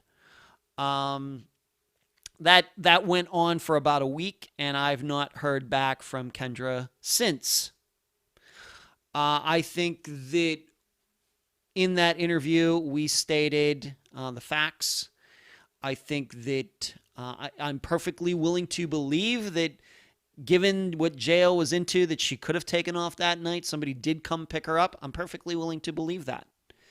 And now that I know that this one guy, one of the last guys she talked to, lived in the same apartment complex, of course, that certainly gets my attention. But on the other hand, I can't ignore that I have a problem when a woman says that she is trying to help a young girl like Jael, and Kendra met Jael when Jael was underage and then took her in and all these things. And on one hand, she says that, she was trying to save her. On the other hand, she was continuing to allow Jael to do what she was doing.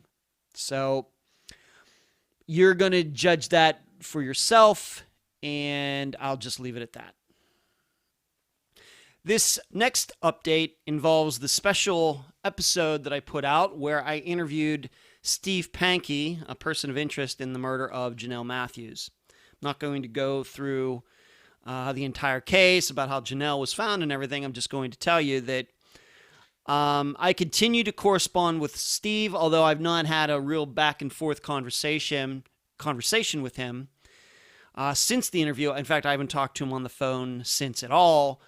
He's just sent me some emails and some PDF files that he put together, of course, continuing to profess his innocence. A lot of it is pretty straightforward, and then a bit of it kind of strays off into conspiracy territory, which maybe if you heard the interview is not surprising. To my knowledge, he has not been questioned by police since the interview came out in October. And you also should know, maybe this is going to be a surprise to many of you, maybe not, that at least according to the polls that we did, the poll that I did in the group, and then just talking to other listeners who contacted me, most people came away from that interview thinking that Steve is totally innocent. And they believe that the reason that he is even a person of interest, that they've done all these things to him since then, and especially this year, 2019, is because of he himself.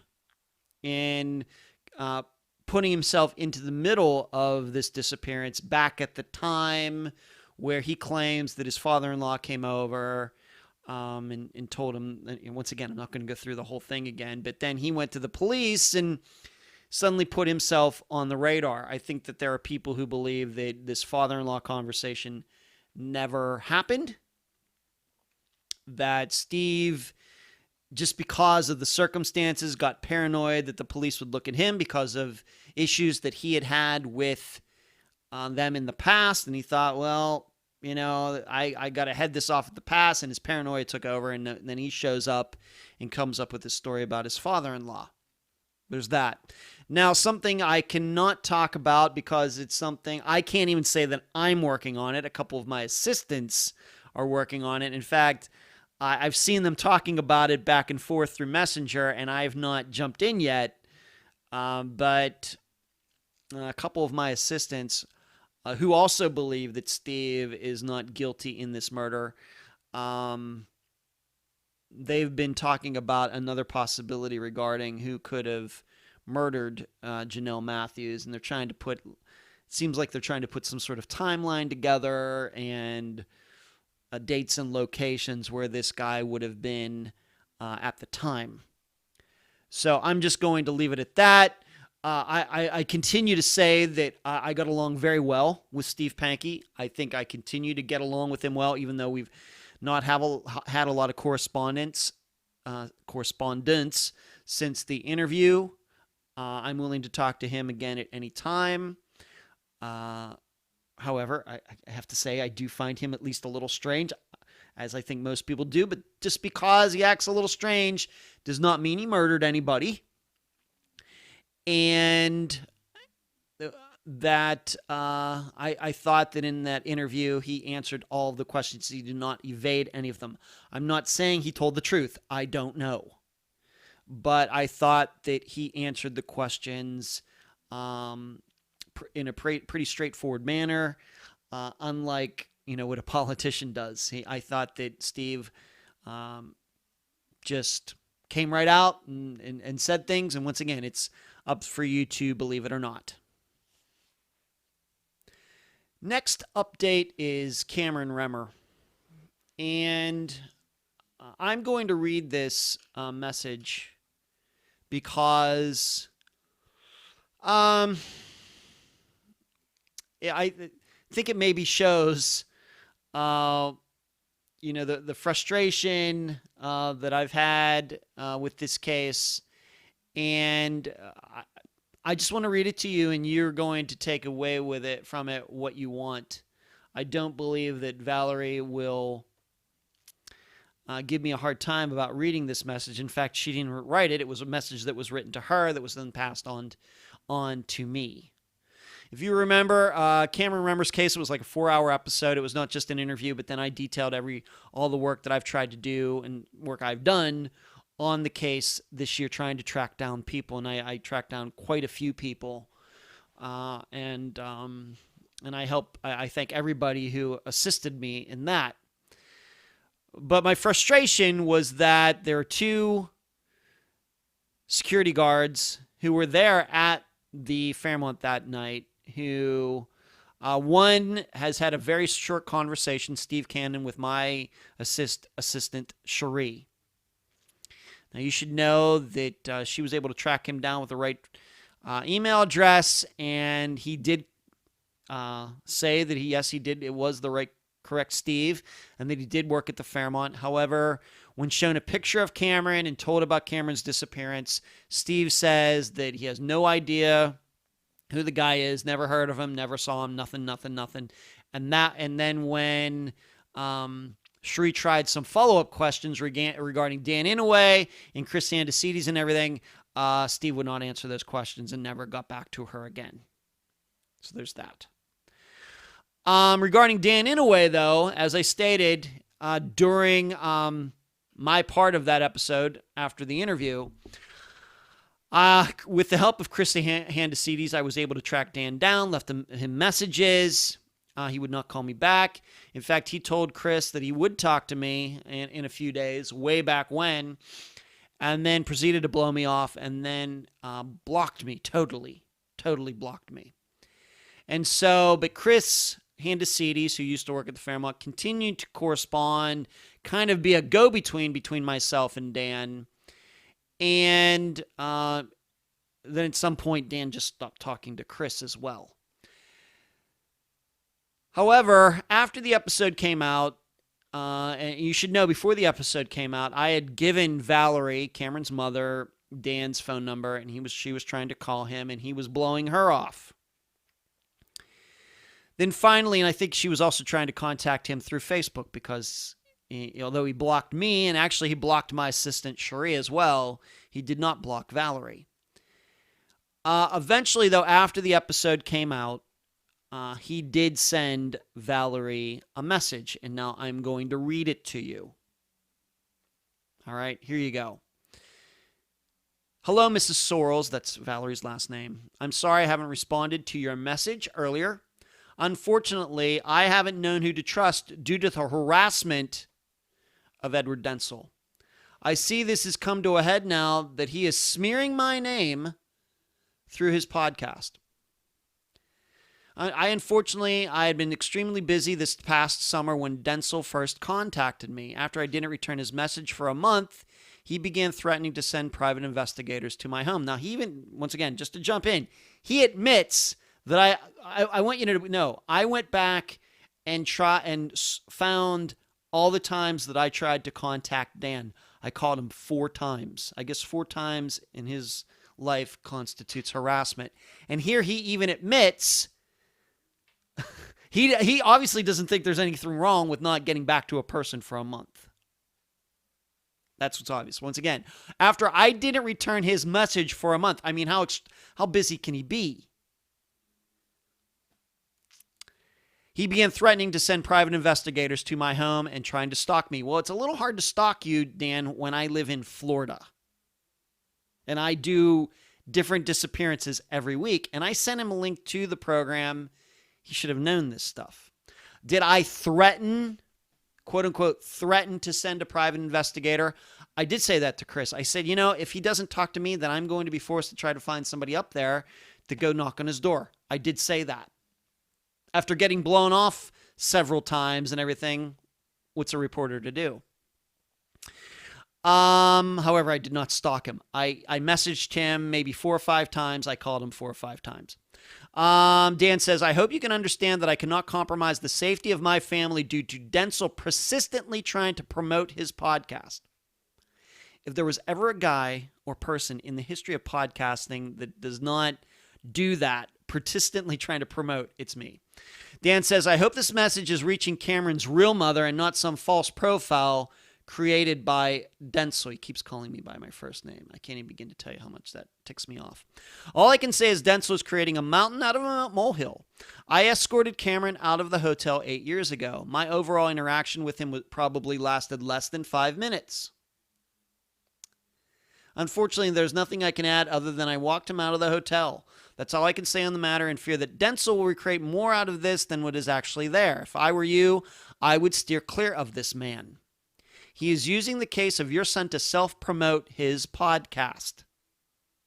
You talk about a guy who is completely insane. He does not care about your son, but is only using his case to make himself famous. He is unstable and threatens those who will not cooperate with him. I do sincerely hope this message is reaching Cameron's actual mother, but unfortunately I have no way to know if it's true now. I will not say further in fear of Dentzel continuing to smear my name through his podcast and fear him stalking me and my family. If this is really Cameron's mother, I do wish you the best of luck in finding your son.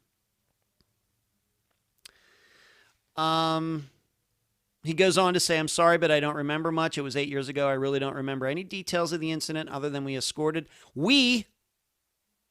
First of all, he said it. Remember, just in the previous paragraph, he said he escorted him out. Now here he's saying we escorted him out. Well, who is we? Because he seemed to be acting a bit strangely. Once again, in the previous paragraph, he said that there wasn't anything to it. It was no big deal. How was he acting exactly? I don't quite remember. The incident was fairly unremarkable. Probably the only reason why I remember it was because of the suitcase he left behind at the hotel, which was discovered the next day with all the marijuana in it.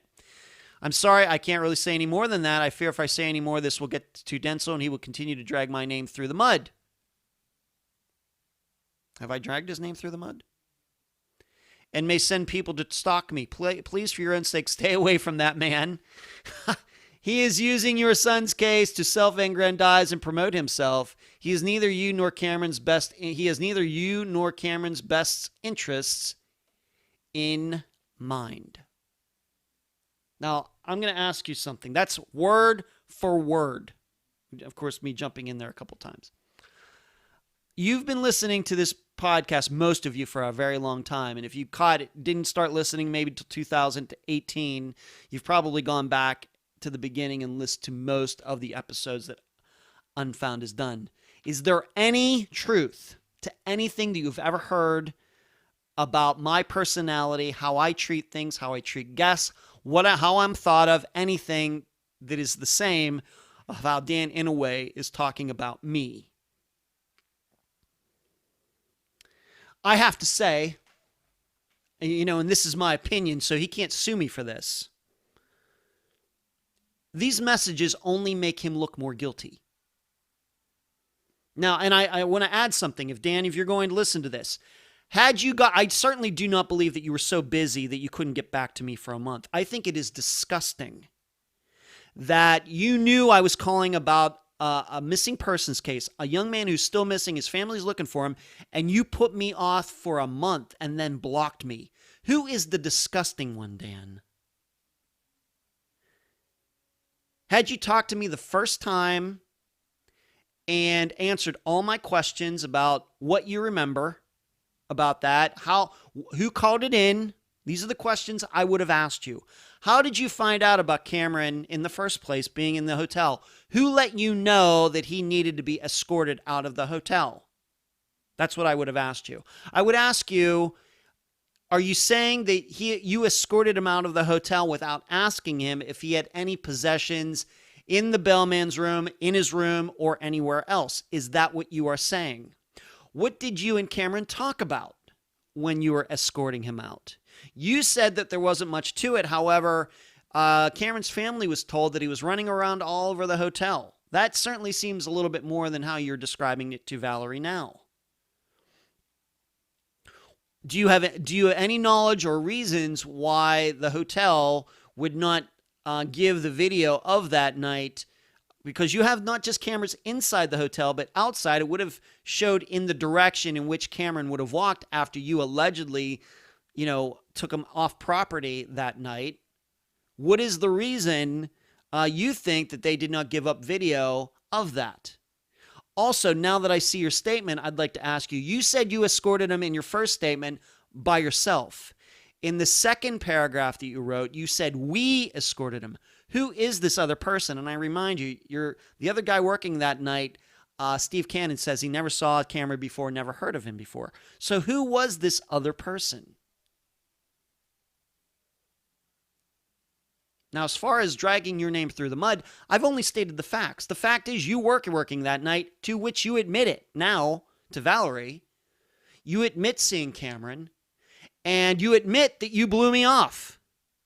You admit that you didn't get back to me. That's all I've said about you. So how can I be dragging your name through the mud if you agree with what I'm saying?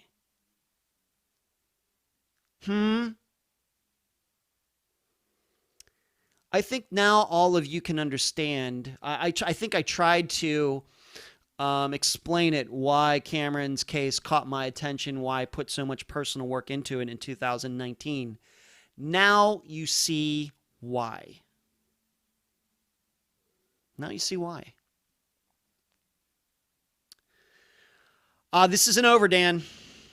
I'm going to keep working at this. Me and myself and my assistants are going to keep working at this. I don't know, since you seemingly are not going to talk to us, neither me. I know that now Valerie is trying to keep in contact with you. You aren't getting back to her anymore either. This case isn't going away, Dan. I don't know what to tell you. Until it's solved, until it's resolved, whether Cameron is found alive or deceased, it's not going away. And I hope you have a great 2020. And now if you could pause whatever you are doing for an extended moment of silence as I read off all the missing people featured on Unfound through the end of 2019. Suzanne Lyle, Jason Jolkowski, Jesse Foster, Rosemarie Gayhart, Ben Padilla, Kelly Rothwell, Joshua Guimond, Donnie Smatlack, Andrea Bowman, Robin Abrams, Regina Marie Boss, Christopher Hyde, Jeff Nichols, Rebecca Gary, James Walker, Teresa Butler, Charlotte Paulus, Lola Catherine Fry, Eric Franks, Jeff Joseph, Donna Mikolenko, Dave Medott, Kent Monroe, and Omar Shearer, Claudia Wells, Peggy and Patty McDaniel, Shannon Turner, Brandy Wells, Clashendra Hall, Ronnie Russell, Esther Westenbarger, Shane Fell, Ashley Eifert,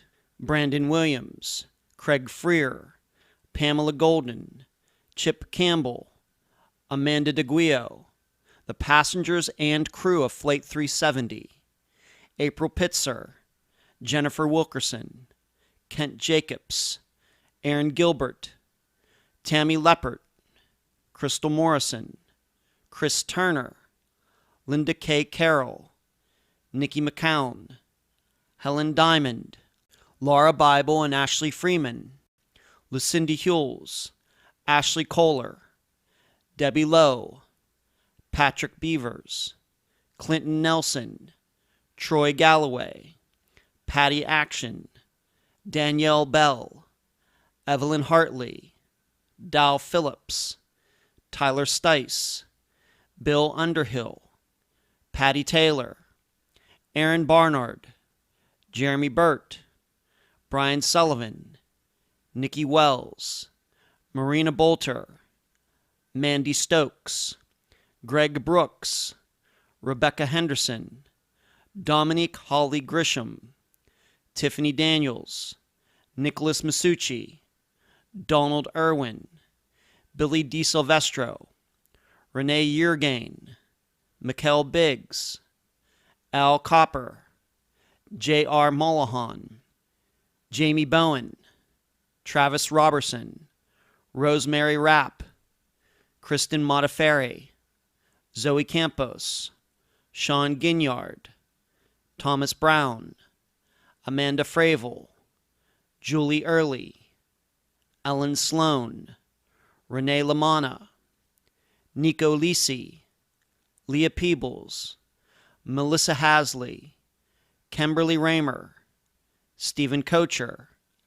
Bonnie Joseph, Immaculate Basil, Bobby Campbell, Kimberly Norwood, Alyssa Turney, Bobby Tennyson, Dale Kerstetter, Lacy One-Fill, Peggy McGuire, Jansen Brewer and Daniel Braden, Robert Cox, Lucas Degerness, Stephen Adams, Ashley Summers, Bonnie and Jeremy Degas, Judith Empke, Jessica Hamby, Tim Beauchart, Devin Bond, Juanita Nelson, Desiree Ferris, Angie Yarnell, Deborah Asbury, Sean Koski, Mary Lands, Devin Brown Busetta, Shanna Boydo, Travis Murrow, Keith Fetter, Layla Faulkner,